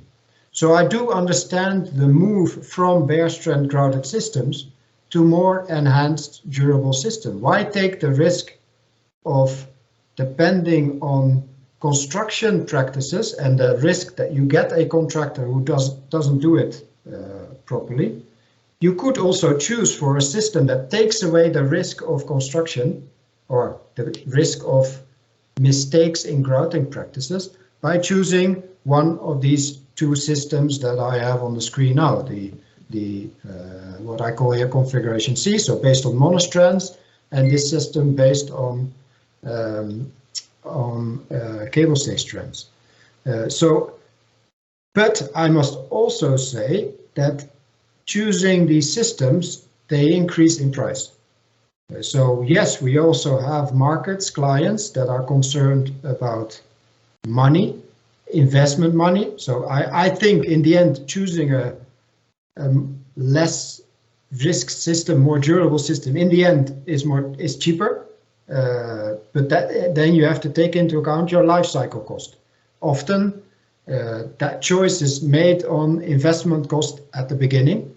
And if that is your interest, if your interest is choosing a contractor only based on lowest price, yes, you will choose this system, but then you have to ensure that your specs and your quality control is up to standard to ensure that you get the same design life of your bridge, which is 80 years. So maybe I'm not sure if I'm answering the question, but I want to focus, I want to show that this system can also be used and can, if you apply it properly, you can get a design life of 80 to 100 years, depending on the design life of your system. I see around the world that these type of systems are more and more chosen because of the interest of inspectability, adjustability, and being less dependent on the quality of execution. But then also remember the experience that Christian Vennet was saying. In repair projects, the choice is often made based on what, and that's this slide that I tried to show you, different considerations to take when you choose a system. If you have a broken tendon and you need your traffic is stopped and you want traffic to be reinstated as fast as possible because you have traffic jams from here to the other city, then you just choose the system that is available in your current market. So there's different aspects that might lead to the choice of one or the other system. If money, size of deviators, etc. is not a choice, and you want the most durable solution, you would choose this solution. But often you have restrictions in size, you have restrictions in budget, etc., and then you might have to choose a different solution. Okay. So I'm not sure if I answered the question, but yeah, it's... Yeah, you answer right the questions. And the people who asked that question, they would like to add just once more comments or asking. It is clear that, so you say that, okay, it depends on money and okay, what the safe you want to do, something like that, okay? But they ask that if they use the ground tendons, and you and Mr. Lan have said that it's necessary to use a motor, the special motors from VSL. So they would like to ask the question that if they strictly follow the specifications, imagine that, okay? So may it's possible to apply the ground tendon, and may it necessary to have any know-how in the ground or special grouting, something which cannot be carried out by a normal contractors, or just strictly follow the construction specification is enough. Okay. I find that a very interesting question. First of all, yes, all these things are specified in Eurocodes, in Eurocode 445 to Eurocode 447. This specifies grouting mix. It specifies the methods, and it specifies the quality control. It's not that I heard you say something like VSL has a special grout mix. If you pay attention, if you invest in ensuring that you grout properly, any contractor can do that, also a normal contractor. But you have to have experience. So if you specify it correctly, I do still think you need to have the experience of grouting tendons, choosing the injection ports, ensuring the venting of the tendons. For example, our practice in VSL is moving more and more towards vacuum-assisted grouting. So you need equipment, you need the experience on how to use that equipment. I'm not saying that we are the only one that can do that. Yes, you can write your specifications to ensure that you get the best quality possible, but it's still something that you have to do out on site. Đây tôi xin bổ sung một chút là đây nó bao gồm để mà đảm bảo được chất lượng ấy, thì ở đây thứ nhất là về mặt vật liệu, về mặt hệ thống ấy, thì cái hệ ví dụ như sử dụng cái base trend, cái option là base trend, thì như vừa rồi tôi cũng đã có đề cập ấy, là hiện tại VSL dùng một cái hệ neo mà nó đã về mặt công nghệ là nó đã đi trước các cái sản phẩm cùng loại, và ở cái hệ thống này thì cái phần đuôi thân neo ấy, thì sẽ thay bằng là một cái trumpet, và cái phần đầu thì thêm cái phần kép, và ở cái phần kép phía đầu ấy thì có thêm một vòi bơm, có nghĩa là ngoài vòi bơm từ đầu A sang đầu B thì có một vòi bơm nữa ở phần kép và gọi là vòi C. Thì sau khi bơm vữa từ vòi A sang vòi B xong ấy thì cái hệ thống này cho phép là tiếp tục ép vữa ra đầu C và phủ kín cái kép, và sau 24 giờ có thể mở cái kép ra và kiểm tra được luôn cái chất lượng vữa bơm và xem là cái độ kín khít của cái kép đấy như thế nào. Đấy, thì về mặt hệ thống nó đã khác hẳn các hệ thống cùng loại thị trường, về mặt hệ thống design system, về mặt product. Ngoài ra nữa thì cái vữa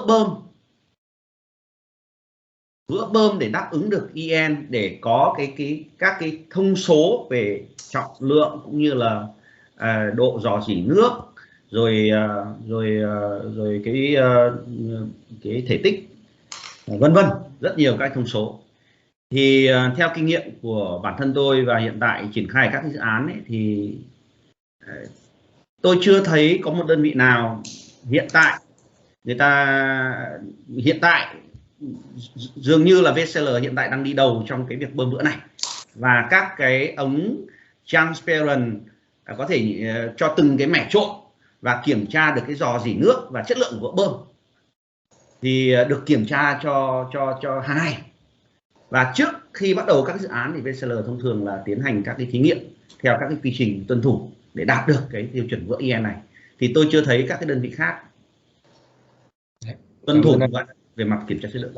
Và đồng thời nữa là như tôi nói là ở đây là máy móc này, liên quan máy móc này, thiết bị này, liên quan đến kỹ năng của cái người vận hành ấy, kiểm tra, rồi các hệ thống kiểm soát.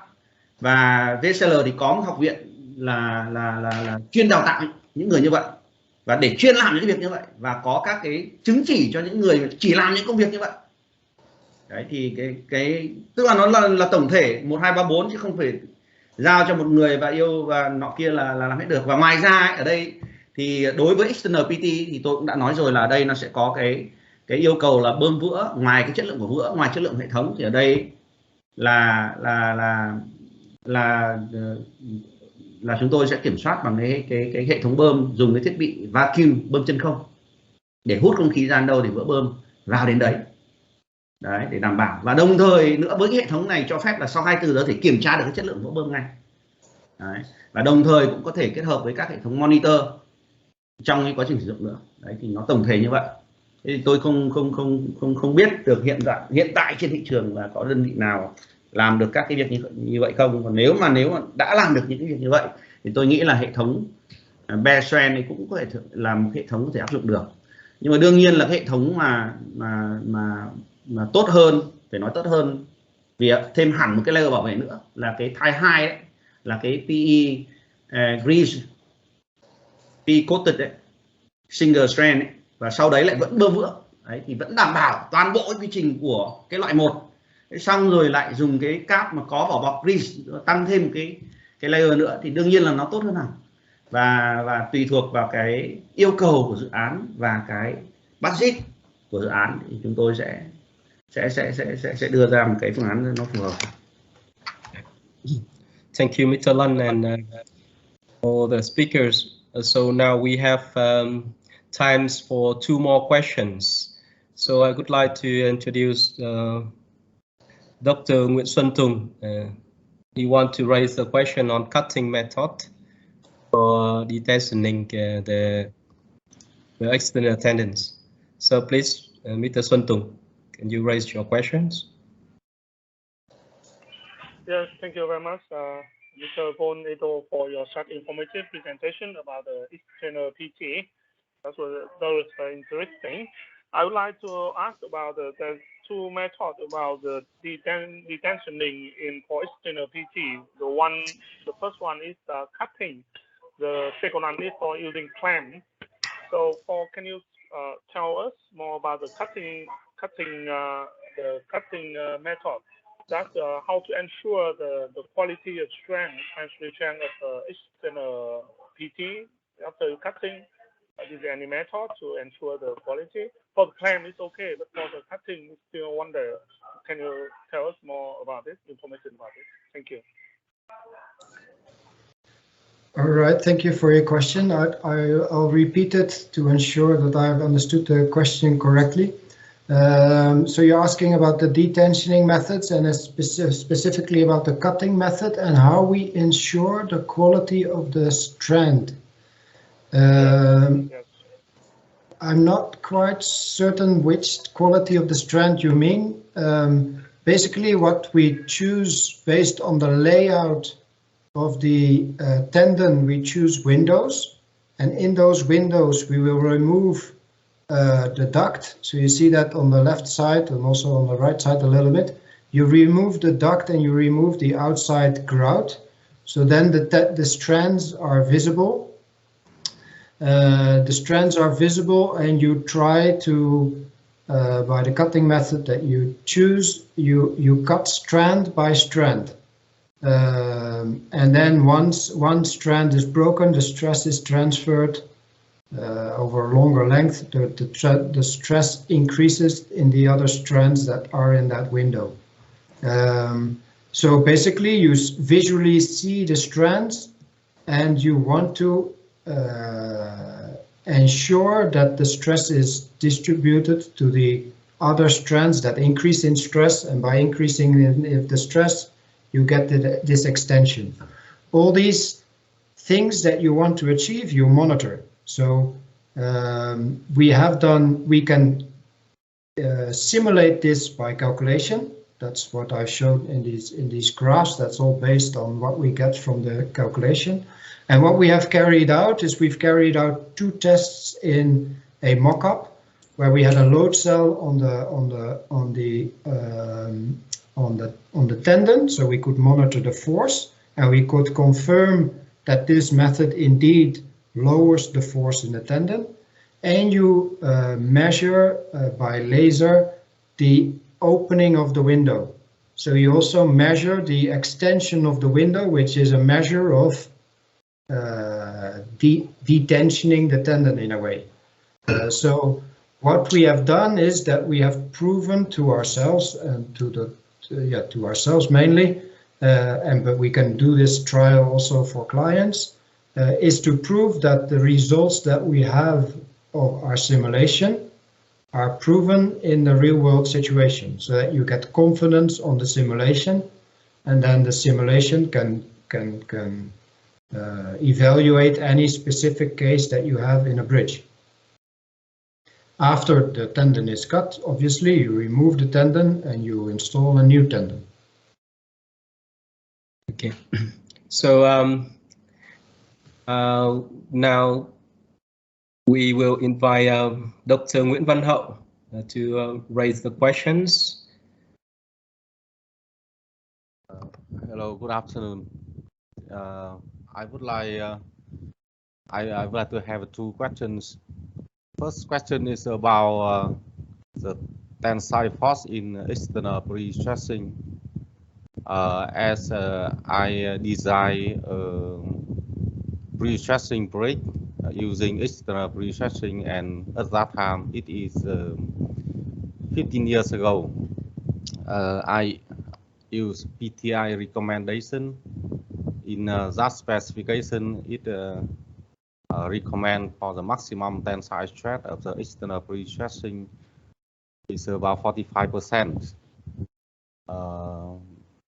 And at that time, because of some additional load found during construction, I had to increase to 70%. And now the bridges are running very well so far after 14 years, around 14 years.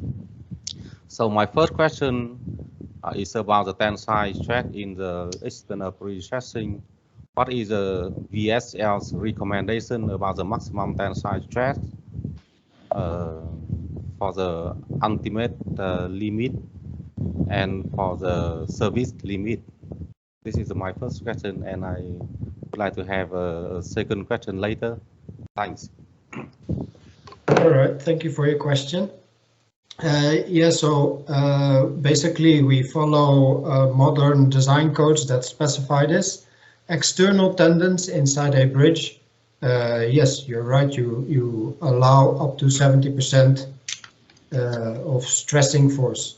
The ULS is 100%, but you would stress a tendon or you design the PT force to 70%, 75 sometimes, 70, but let's call that 70%. The 45% or the 50% that you mentioned, I can only imagine that then, because you have some cases where what we call extra dosed bridges, which is a hybrid between cable stay bridge and a pre-stressed bridge. But basically what you do is you increase your lever arm by putting your external tendon into the air outside the box. The reason that then you allow a lower stress level is because if the tendon gets longer, it gets more susceptible to fatigue. But if but even an extra dose bridge, you can do calculations to allow more stress in a extra dose cable because the fatigue of a shorter cable is still less. But here let's talk about external PT tendons inside a box. Then you allow 70%. Okay, thanks. So 70% is a suitable value. This is just sorry if I may. What Edo says is, of course, after the wedge draw, you stress it actually to 75, and then as the wedge draws in by 6 millimeter, this force will be reduced and will be then maybe reduced to 70%. But typically we stress it to 75% of the characteristic strength. I think this is a typical design which is done in around the world. Yeah, so there's a bit of confusion maybe between, that's why I also used PT tendon force. If you do the calculation in your calculations, you allow 70%, but in order to achieve the 70% PT force, you have to stress higher because of the effect of wedging, drawing of the wedges. Okay, thank you. So if we can consider external pre-stressing is likely normal pre-stressing in the concrete strengthening. So thank you for the first question. It's clear for me, and I would like to raise a second question. It's about the grouting system. As you mentioned before, that the grouting system, if we have appropriate construction technique, the design life can reach bridge life. I mean 100 years in Vietnamese regulation. My concern is about the detail of the grouting. I mean the material. I'm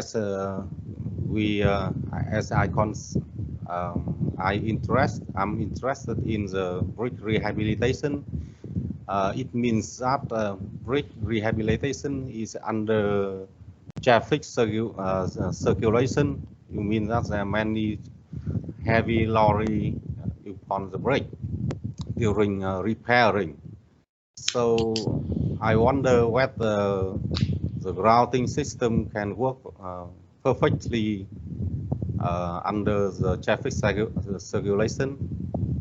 And secondly, if we use epoxy coated strand system, I understand that epoxy is a more fragile than the steel. even this is a low relaxation still. So during stretching, is there any problem with the epoxy coat layer under higher elongation of the cable? This is so I mean for short, I have two questions about the protective system. One is the grouting under traffic circulation, and the second is about the epoxy coated under the elongation of the cable. That's my question. Thank you. Okay, Christian, do you want to answer the question about the grouting on the traffic, because you have had that experience in Hong Kong? Yes. In fact, the specs in Hong Kong also require that actually during grouting, you shouldn't have any traffic, and afterwards you should have at least 24 hours no traffic. And this causes often an issue. That's right. So we actually made, during the grouting of last time, we made a test to see how the grout behaves during traffic. Certainly during grouting, we don't want any traffic.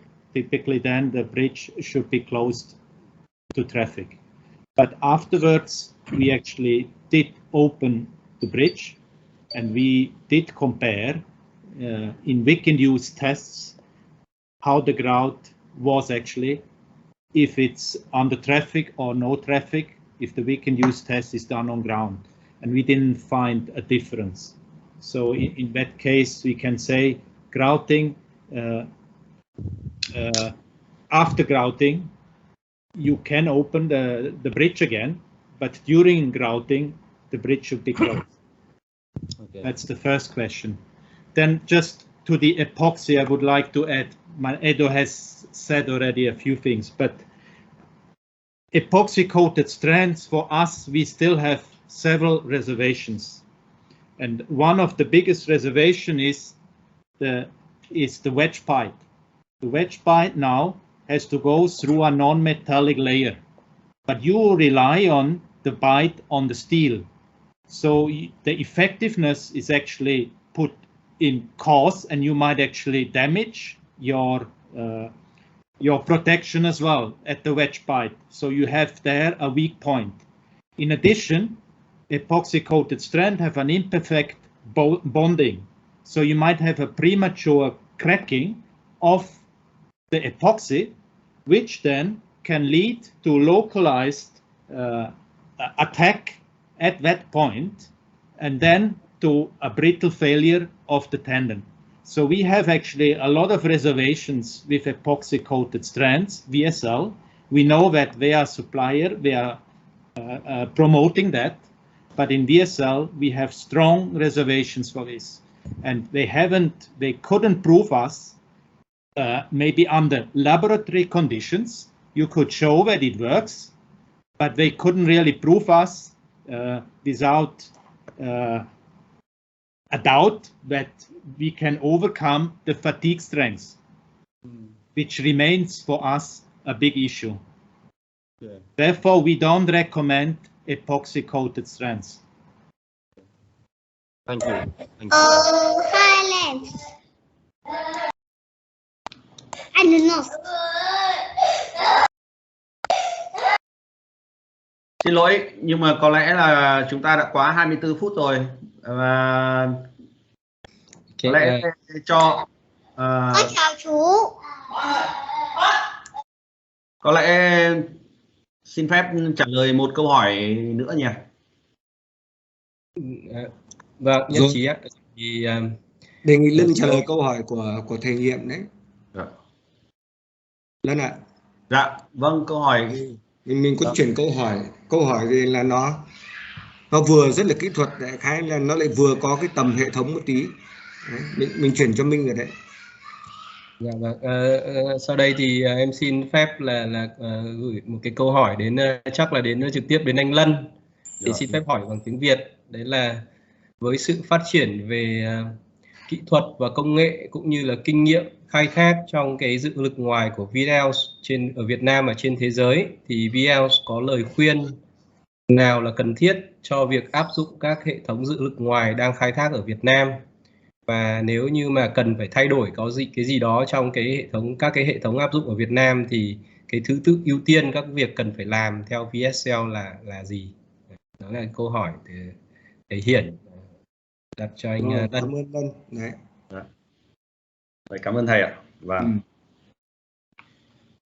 Thế thì có lẽ là xin phép trả lời câu hỏi này là thực tế là hiện tại chúng ta đang có rất nhiều các dự án, các cái cầu đang triển khai thi công.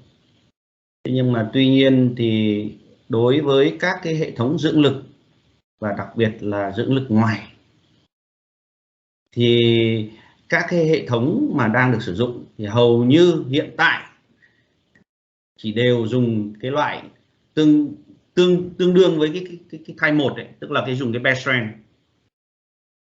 và có bơm vữa. Thế và đối với các cái nước phát triển thì thông thường là cái công tác dưỡng lực thì ngoài công tác về vật liệu, nó là cái ba cái vòng tròn, thì cái chất lượng ở giữa sản phẩm này nó được kết nối bởi ba cái vòng tròn. Vòng tròn đầu tiên là vòng tròn sản phẩm, vòng tròn thứ hai là vòng tròn về mặt thiết bị máy móc, và thứ ba là về con người. Thế thì về sản phẩm thì như vừa rồi cũng trình bày với cả mọi người là các cái hệ thống của các cái hãng như VSL thì luôn được nâng cấp để có những sản phẩm tốt hơn, và những sản phẩm đấy cho phép là trong cái quá trình thực hiện có thể kiểm tra được.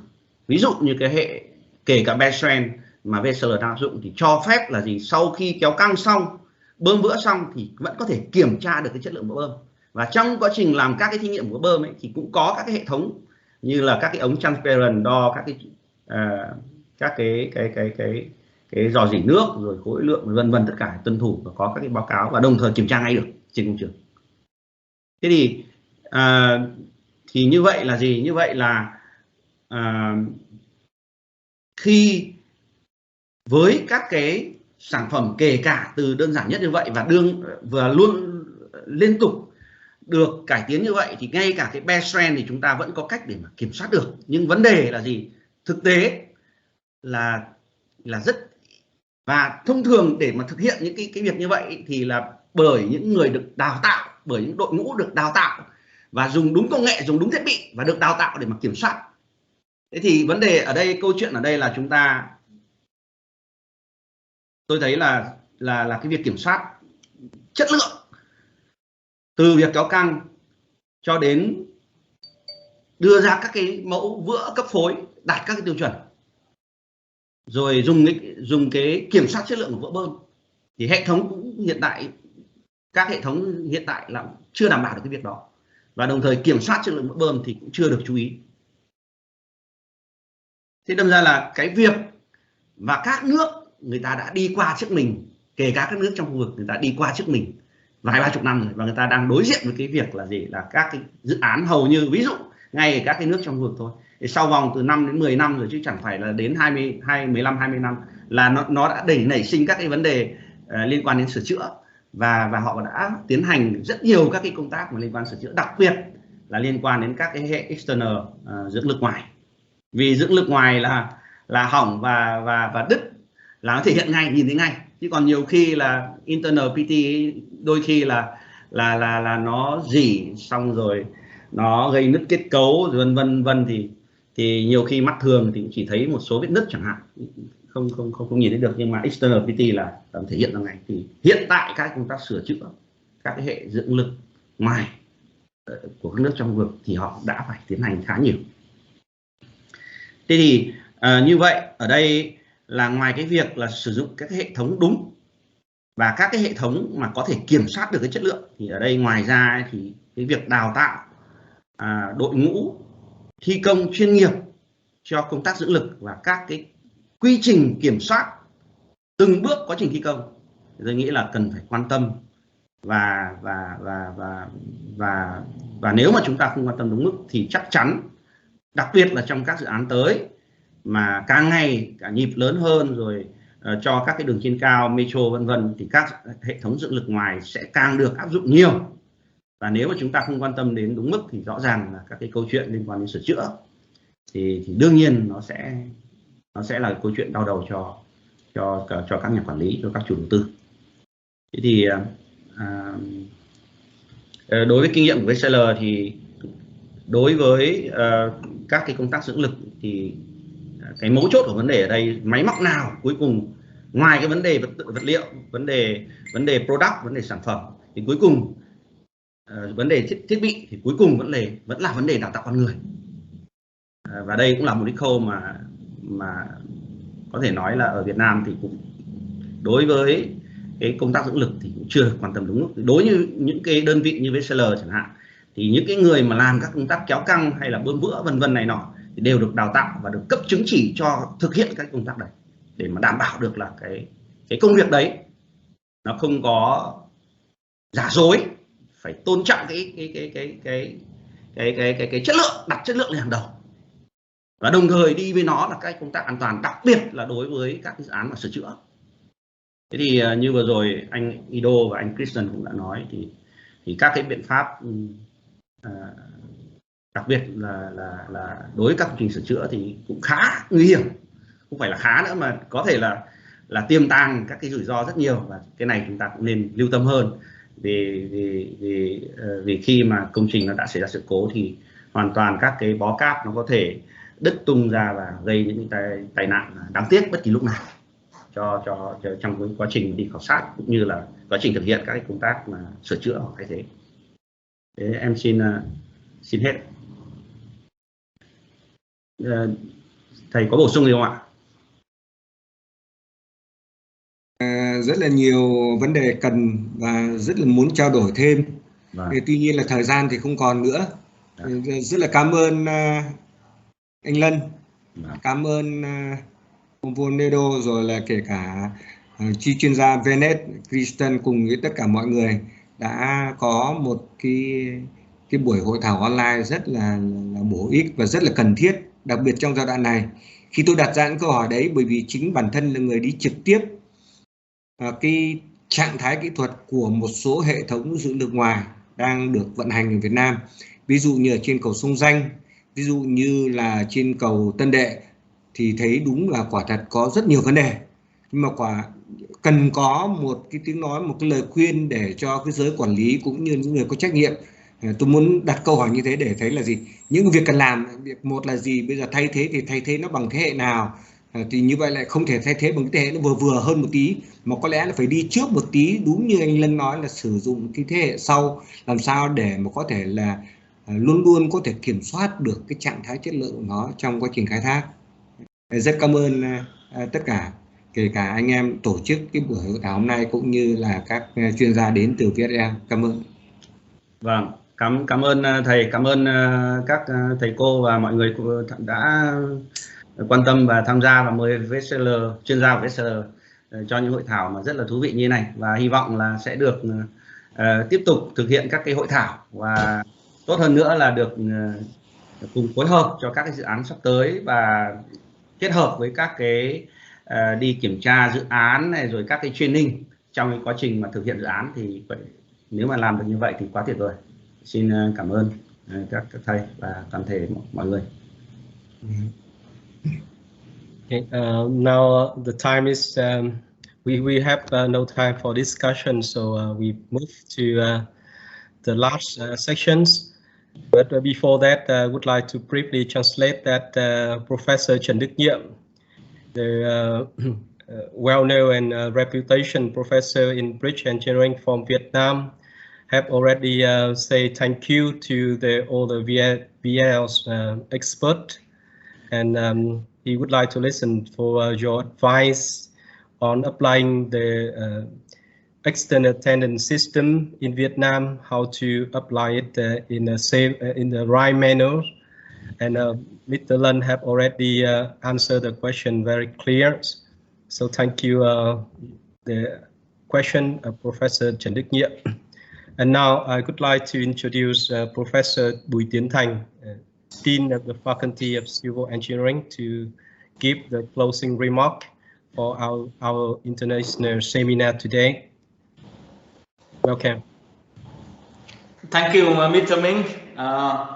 I have I was a little bit late, but I was able to catching up with Mr. Vong, very interesting presentation, and also a lot of discussion to Mr. Vong and also Mr. Venice.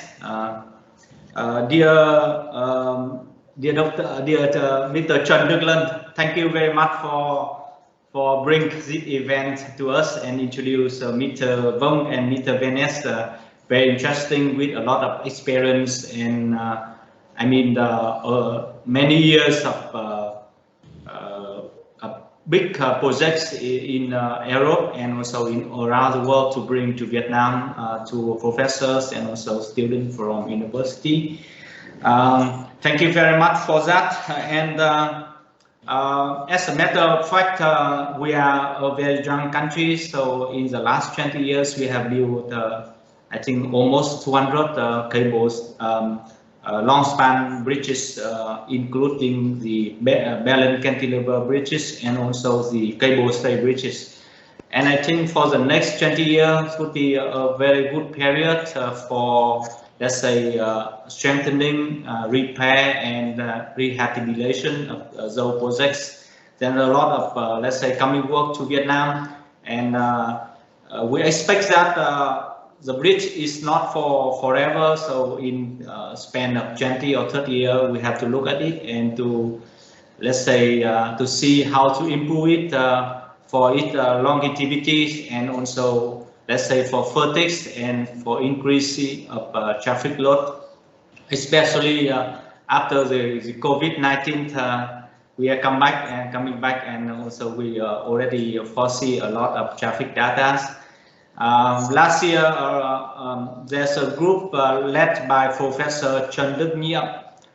We have visited different bridges in the north, in the central province, and in the south of Vietnam, so that we already have some, let's say, the conclusion about the current condition of those bridges.